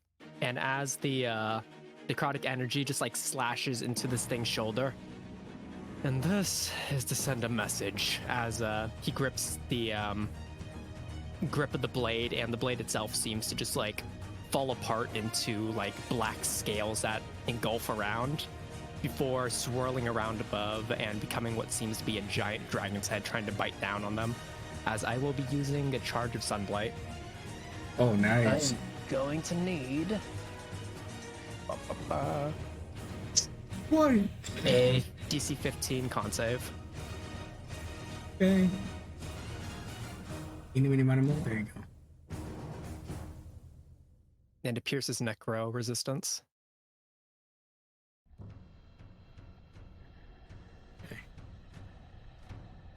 I believe so, at least. Let me double check. No, I'm no, pretty yeah, sure it does, yeah. Okay. Oh. What's going on? Are you okay, Falcon? I was just thinking about stuff, how useless this creature's aura is against a particular party. But that all changes now. Huh? 1, 2, 3, 4, 5, 6, 7, 8, 9, 10. Wait. Target it. Oh shit. Up, down, left, right. 1, 2. Oh no! Everyone's getting a chance to hit Sora today. Sora, I need a con save. Oh, here we go. Got it, Chief. Okay. So you take 15 light damage, Sora. Oh, Oh! I was laughing because I literally, right before you did it, I was like, wow, this guy's getting fucked up. His aura sucked. And then you hit him and I was like, wait a second. So as you feel your energy go on to him, I guess since he's out, I don't mind dropping it. But you feel your magic in particular gets redirected. Oh, I see. So does he still take the damage or no? Not at all. The D10, the D20, that was a 4. On a result of 10 or less, it affects a random creature on the battlefield besides the mountain. Ah, shit, that's annoying. Okay, I see why. Got it. As this giant dragon's head starts to just like barrel down on Eeny Meeny Miny Mo, I'm just imagining this aura just like goes off in like rainbow energy that just like crawls onto the dragon, forming like almost colored veins that just immediately redirect the dragon head towards Sora that bites down instead. Tyrandrum, you stupid lizard! Well, that didn't go to plan. Curse your son, but inevitable betrayal! Yes. Oh my god. I give you a point of inspiration. Just no comment on that. You son of an inevitable betrayal. You know what? You're right. He just keeps going. So, Eeny, Meeny, Miny, Moe, when his feature goes, he does trigger the entire song. Eeny, Meeny, Miny, Moe, catch a tiger by his toe. And then at some point when he finishes the song, the effect exploded onto Sora. And he gets to actually use his aura before he dies. Emerald, take your turn. Oh, but it is the top of the order. Oh, that's unfortunate. Shall I hold? Yes, it's top of the order. Since it appears at the same time you would go, this won't start. It won't count for your start of your turn. So you're safe this round. From the aura hitting you, so you can don't end your turn there. You're not gonna move out of it. Gotcha. The moonbeam I put it if you don't know what I'm talking about.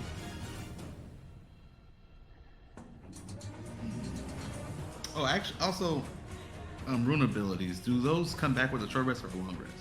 They're all very specific to the feature. Let me. It should say in your feature. Now I can look it up.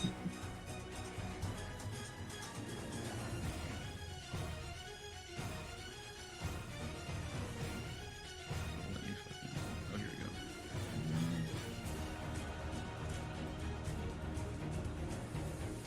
I don't think it does say. If it doesn't, it's a long rest. They specify for the short. Okay, gotcha. Let me check. What are your the normal run streak mentioned it or no? It doesn't. Okay, yeah, it's long, unfortunately. But it's very powerful, so that's probably why. True, very true. That was my last one I did last time. Okay, no problem. I'm going to. I'm gonna put an X on it. I'm gonna use my scimitar twice.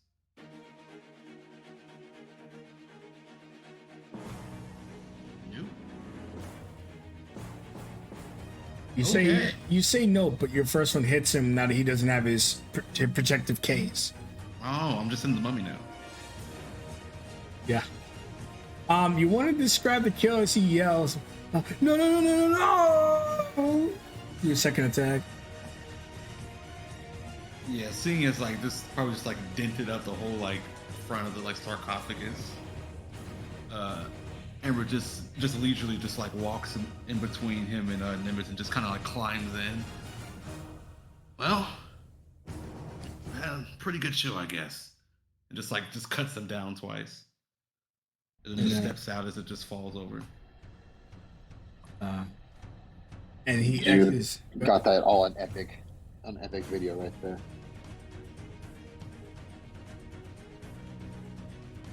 Actually, it slowly dies, and he just coughing the blood. Wanna go back? He disappears.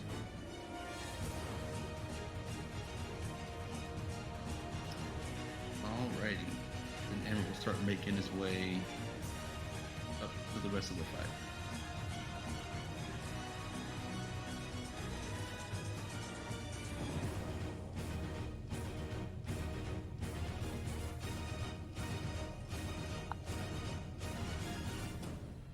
Okay. You said, the fuck out of it. You two. Amy the Mighty Mo goes, "Oh, I see. I'm doomed. Return to the mouth that feeds." Told ya. I guess it's time for me to commit to the statue instead of all of you. That's really a bad decision. I'm not going to be expelled, Petty.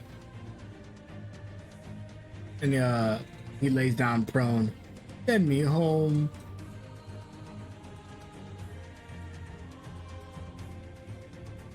Oh. About to see the creature lay down. See him slowly sheath his weapons. Walk to the edge of the water and look at Phoenix. Good to see you again. You too. I'm so glad to see you guys. We can leave initiative. Any meaning minor motus. It's not a fake or anything like that. Those of you next to him can describe sending him back to the feed.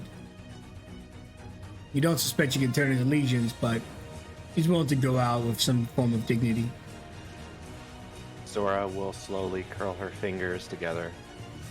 Han's plan will leave you a world desolate. Nothing for your mothers. There will be a new hell of your own making. Fight back. Tell her this world is defended. And she'll reach her fist up and come with an attack down with anyone else attacking too. Yeah, Minerva's wrench is following your punch too, and then whatever Lewis and Jenkins are doing. And Lewis, following the same step, just follows and goes for the blue head on the right side and just tries to decapitate it. Jenkins was still climbing up the darn statue, so I imagine he gets up on the rump of the statue as everybody else is finished. Sure. So, 3 people attack 3 different heads, and each head just gets really messed up. And eeny, meeny, miny, mo disappears. You guys defeat 3 Tier 2 Mouthers. Boy, we came a long way.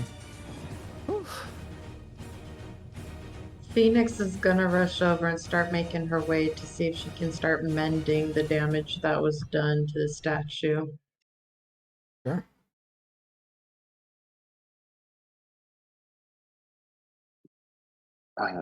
Nimbus, great job. You guys really saved our butts back there. An owl told us you were in this direction. Dr. Mortis got us here fast. He looks around. Where is the owl? Oh shit. I'm going to fuck it. Just because I'm gonna use my last little spell for sending. I forgot about the gift. And I'll just say her name is Skeleta, right? I had that right? Calico, yeah. Skeleta. I'll say Miss Skeleta, Mouthers attacked our temple. How are you doing? Do you need help? We fended off ours as well. Some giant wolf came alone. He's been sent back to the mouth that feeds. Haven't heard anything from the centaurs, and they're quite a bit away from us.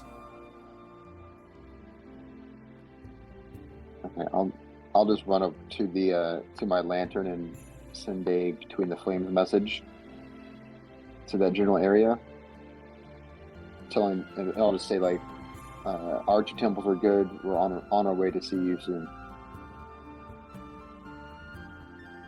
I assume we're going there. Whatever you guys want.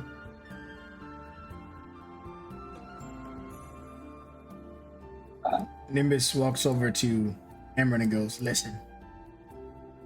Just because we look like bad guys doesn't mean we're bad guys. You know what I mean? You said it here, brother. And he pulls out your wanted poster. If you ever do become a bad guy, this is a lot of gold and I will collect. Fair enough. Then he puts his feet in the water and he goes, whoa, this place is legit. So Judith will I realize I didn't tell the other ones what the message was, but I'll say the other place that Miss Skeleta was guarding was attacked as well. We haven't heard anything back from the centaurs. We should probably go check on them, right? Yeah. Hold on, I just need to rehydrate real quick, and she'll shoot a look at Tyrantrum and then dunk her head under the water. When you dunk your head under the water, it's almost like you enter a different realm as you fall through this little tiny lake and reappear on the other side of a dark room, and you see Ogobas tearing the centaurs from their upper torso off of their horse half, and he's throwing them about and pouring their blood into his mouth. And behind him, he's preparing a ritual for Dondo and a few others. And I will give you vision of this scene. Let me turn off dynamic lighting real quick. As you do physically see the scene with all the centaurs are dead. Yeah. Here we go. Turn off. She'll be blind when we go there. And as he sets up the ritual, he begins draining the life out of Dondo, his teacher, and all the other ones.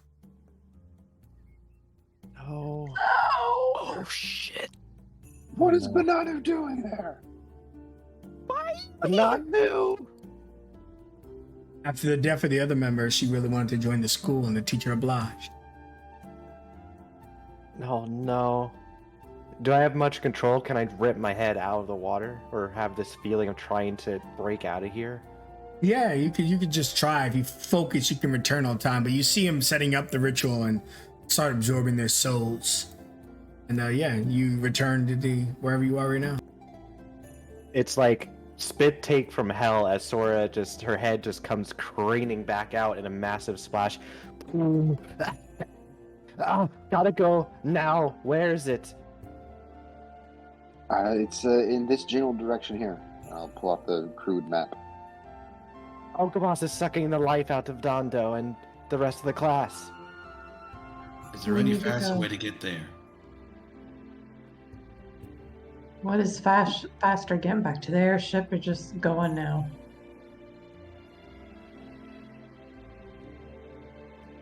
I don't know. She just. I doubt that. I don't know how good that Skelica was at making the map, but she didn't write distances down. Just general direction. You guys can do survival checks. Well, one of you could do it with advantage. Whoever's best should probably look at Judith's map, see if they can scale the crude terrain as best as they can. 3 my side. I've only got one. 6 for me. More of This an one. intelligence kind of gal. All right. Looks like it's gonna be me. The person who gets lost. Well, You have advantage. Though. yeah, you had advantage on it.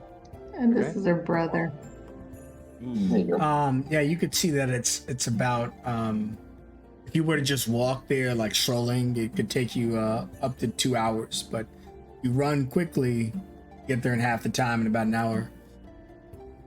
We have to go now. She runs. Phoenix will start shimmering down the antlers. Was she able to get it mended and undo the damage? So it's a minute per mend, right? You'd be able to Yeah. undo most of it, but luckily there's no threat right now, but not all of it. I'll be back. And you guys did get 3 stones, so we're moving fast, but someone swiped it up when the fight concluded. That you defeated 3, well, Growlers. So you would get from Yuseta, she would have dropped an Earth Stone. Okay. Now you guys have access to, so Earth will give you access to bludgeoning, poison, or acid when making magic items. You guys also get a Radiant Stone, surprisingly, from Eeny, Meeny, Miny, Mo. Ooh. And then, so these are irrelevant, but going back to your magical handout, since you already have one of these, a Shadow from Exodus. I don't think you have it anymore. Use the Shadow, I think you might have. I think we used the shadow, right? I think we had dark gems still. I don't believe we've crafted anything. Yeah, we didn't use Strangely it enough. yet. You guys, not a crap. That's interesting. Oh yeah, I Well- just got this item. I was thinking about the item that I had. So we didn't make that. You had it? Phoenix kind of went AWOL for a little while. That's Hopefully true. crafting will happen soon. Yeah. Yeah, we just don't have much time. We've been busy. Well, I was thinking you guys had like 3 days at the City of Tears, but yeah, you didn't have Phoenix, I guess. That's true. Yeah. What were the the Earth one capable of doing I again? put it. It was like bludgeoning, poison. Bludgeoning, poison, acid, yeah. Acid, bludgeoning, poison, if you want to do ABC order. Okay, got it. Acid, I've been bludgeoning. keeping track of all of them, so. What about the Radiant Stone? Earth is pretty rare. The Radiant Probably Radiant. is radiant. Really? Never know, Holy. never know. Okay. Hey, I don't know. Yeah, you never know. You never know. It actually Well, we does know. psychic damage. Shadow is No, I didn't know if you could make something where it's like a healing thing too. yeah. Oh, that's true. They're just components for items, so it can potentially make them an item that needs that stone for healing. But yeah. Oh. In any case, you guys are going to the overland travel to reach this final location. Now, this final location isn't in Glam. You would cross the border of Glam into Modana's Den. So I'm gonna bring you to the Modana's Den overview map. And we're gonna make a survival check to see if we can get there in the time or if we have a random encounter. Okay, got it. And I assume we're running right now because we're trying to rush to get there. Yeah, I'm assuming unless there's a player that says that Yeah. they don't, we're all hoofing it right now.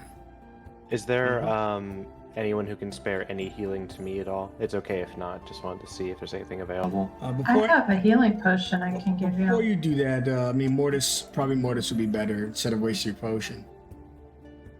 Mortis, Hey. Mortis could do a cure wounds on you, or do you need a lot of healing? Then he can do his professional treatment. I need a lot. He'll expand one more. He used one on Lewis, so you get 3 times your level of hit points. Now, if you still want Phoenix Potion, that's up to you, but he wants to hold on to his final one for a dire battle. Understandable. Tyrandrum is going to slam his last health potion into Sora's hand as he's passing. Not even saying a single word to her. Phoenix is kind of low, so she's going to take one of her potions too. Sora's going to take that potion. Thank you, Tyrandrum. Yep. Doesn't make eye contact or really does anything. He just like clamps it into your hand and then just continues running. Okay. She doesn't say anything, but there is a smile. So I'll spare you the beautiful scenery because there's too much chaos going on, but pretty much entering Modana's den, you would have to come through one of Sakura's many nature gates. And here you would run up the stairs through it and past that gate onto this vast, beautiful, natural terrain where everything here is just as nature intended it. People living in trees and stuff like that, and no like really constructed sites that aren't made out of pure stone or something else. As you traverse the land, however, now we need to see whether you make it there on time or if you get delayed in a random encounter. Everyone please give me a survival check. I'm just going to base it off of you guys, not the NPCs, because then it would just make the total worse anyways. Ooh, guys, do we have any advantage, any inspiration? 6 so far. No. Factor in if you have exhaustion or not. 'Cause I think some of you have exhaustion. Oh yeah, shit, it could be worse. Okay, it's a 9 on my side. Nice. I don't think I have any more exhaustion, do I? It's okay, guys. It's not like it's the only family member I have left. We're trying. Dude, we're just really tired after fighting 3 mountains, okay? Yeah.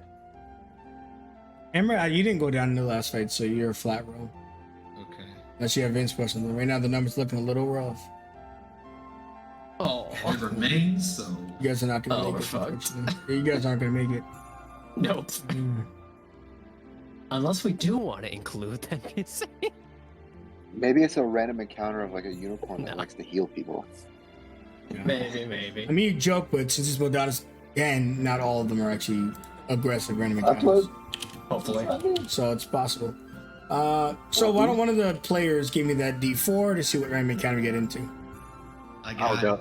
Okay, go ahead. Go for Now, it. with a random encounter, it's possible you guys may not make 9. it. You guys might not make it in time. So I will also pitch you one more alternative concept. You can lose 2 of your allies to the random encounter to arrive on time. This will guarantee that Daniel's still alive. Otherwise, depending on how long the random encounter is, you guys might arrive too late. It's up to you. It's a gamble. Wait, Okay. lose them as in they die, No, or just absolutely they not. take care of it and the rest of us keep going? They take care of it, yes. They Okay. won't die. I think that would be. Are we able to see what the encounter is first before we decide that? No. Okay, so we That have can to make the decision decide very easy, very hard. Something gets your attention. Now, there's some of you are going to commit your attention to it and stop running because you're booking it, or all of you are going to stop running. Okay, so it's. I can see this going a couple ways. Either we split the group and everybody else is able to get there, or a little bit weaker, and there's the possibility of us being who's left behind is able to take care of it, or we're going to be taken out by it. And there's the secondary, all of us stay here to try to take care of it first and then run. We might be a little bit weaker and we might be late. And Ogobos is a tier 4, Mouther. Yeah. Or we could have everybody be here and try to take it out, but we might just not be there in time. But on the bright side, we might go into a non-violent encounter. So And Possibly. Non-violent. does Mortis have the knowledge or the ability to, if we are just barely too late, to save Dondo? It is not. Okay. So, going with what my character would want, she needs her family, and so she's going to want to go there and risk not having as much firepower going in. That's where she stands. Okay. So we leave Nimbus and Minerva. That's my vote. And Vata, right? Well, just the Oh, only no, losing no. two. Yeah. Losing Oh, two. there's only two. Okay, yeah, we probably keep on that. We for sure Yeah. need Mortis because there's a lot of really injured people. Yeah. Yeah, and I I think we kind of established that Minerva's kind of tapped out, right? Yeah, Minerva's used a lot of her good stuff already. Yeah, honestly, if she stays back, I get the feeling that if it is an aggro encounter, she's probably gonna not make it. Or not be of much use to I'll help say it. that. I'll say that. Just kidding. Oh, hell no. See you guys later. If I was to say anybody stays back, if we want to go that route, it'd probably be Nimbus and Vata. Vata because he's high damage, and Nimbus because he's able to tank. So they'd be able to survive, have a higher chance of survival Well, if it's aggro. Here's the thing. Do we think whatever they might fight Nimbus and Minerva, do we think that's like any easier or harder than a tier 4 We Malder? have no We idea. got no idea. They All or have no nothing. idea. But Right, either but- way, I wouldn't want to lose Vata. Mm-hmm. Yeah. He's it's probably the a tough only- decision. Uh-oh. I'm sorry, I mean- but my vote would be Minerva and Nimbus. I'm Yeah. almost out of spells, so I'm gonna be ray gunning it.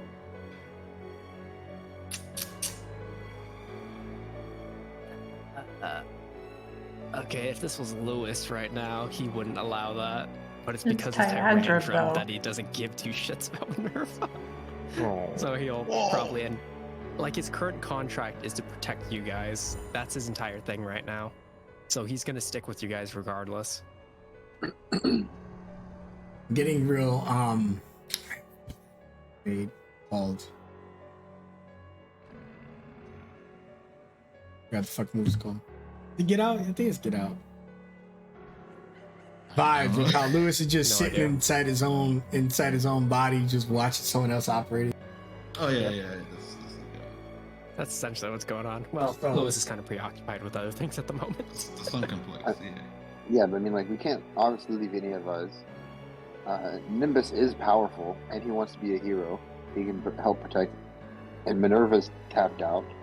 His Mortis ability is perfect for is protecting her is a too. healer, and Vata is insane. And I think you're right. If Minerva goes into this situation with Olabas, that's probably Yeah, that dangerous. could also be iffy. It's like we're guaranteed Nimbus, so I'll move from over here. And are Sorry, we Nimbus. set on Minerva? He is a tank. Shout out the Earth Rune. Yeah. Yeah, it sounds like it's probably Minerva that stays back if we want to go that route. I'm hearing two people, and it's an assault agreement from Phoenix that it's Tyrandrum, so she's probably on board. Okay. Are we happy with this, folks? Any opposition to this? Phoenix will shake Maneuver's hand as they volunteer to stay behind and promise to come back for him if need be. But yeah, she shakes your hand and she sees Nimbus. You see Nimbus go flying about 30 feet, and he's holding onto the horns of this massive corrupted ox. And this ox it's big, it's like twice the size of a horse. And Nimbus is just like, go! I'll hold it off!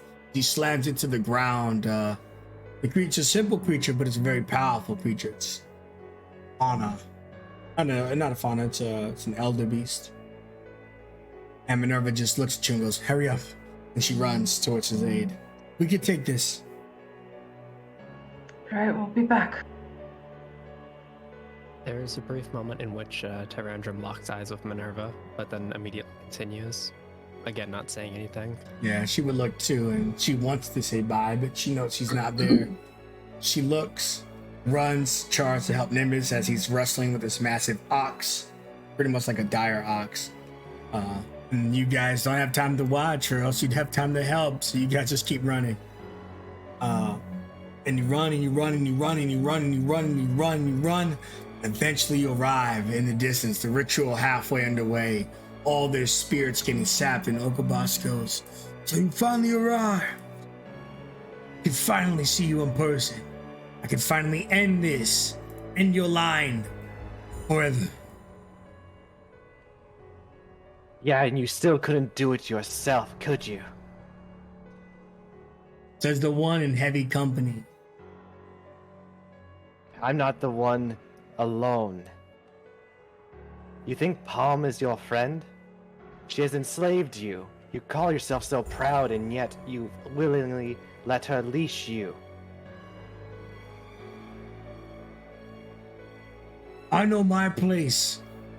And soon, you'll know yours. No. The cycle of death and pain ends today between me and you. He laughs. I'm stronger than I've ever been, tapping the strength of your very allies.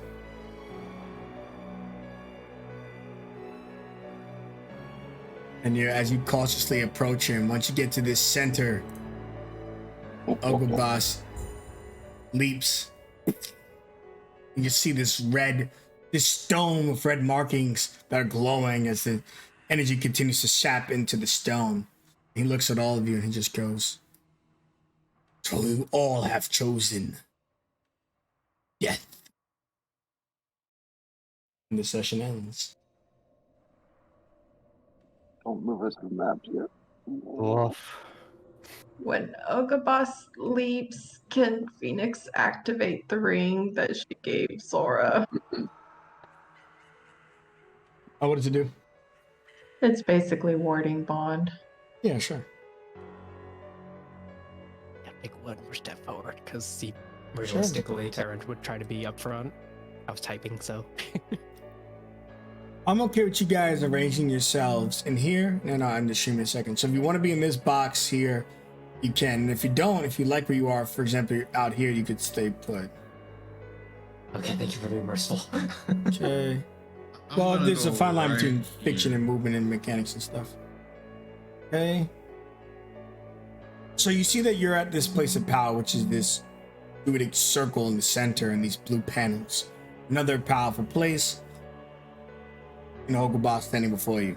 But what is going to happen here, we'll see the fated battle between Sora and Okobos next week. Thank you for watching this episode of Phantoms of the Past, episode 41.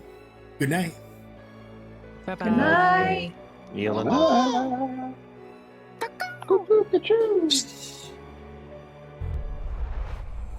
Out of fear, we kept running, tried to hide away. Can you hear? War is coming, beckoning our fate. This is the day that we stand up. This is the day we fight. We'll take our pace, we won't give in. Our victory's in sight. Only a sword in our hand, but we enter the lion's den. We're not waiting for a war.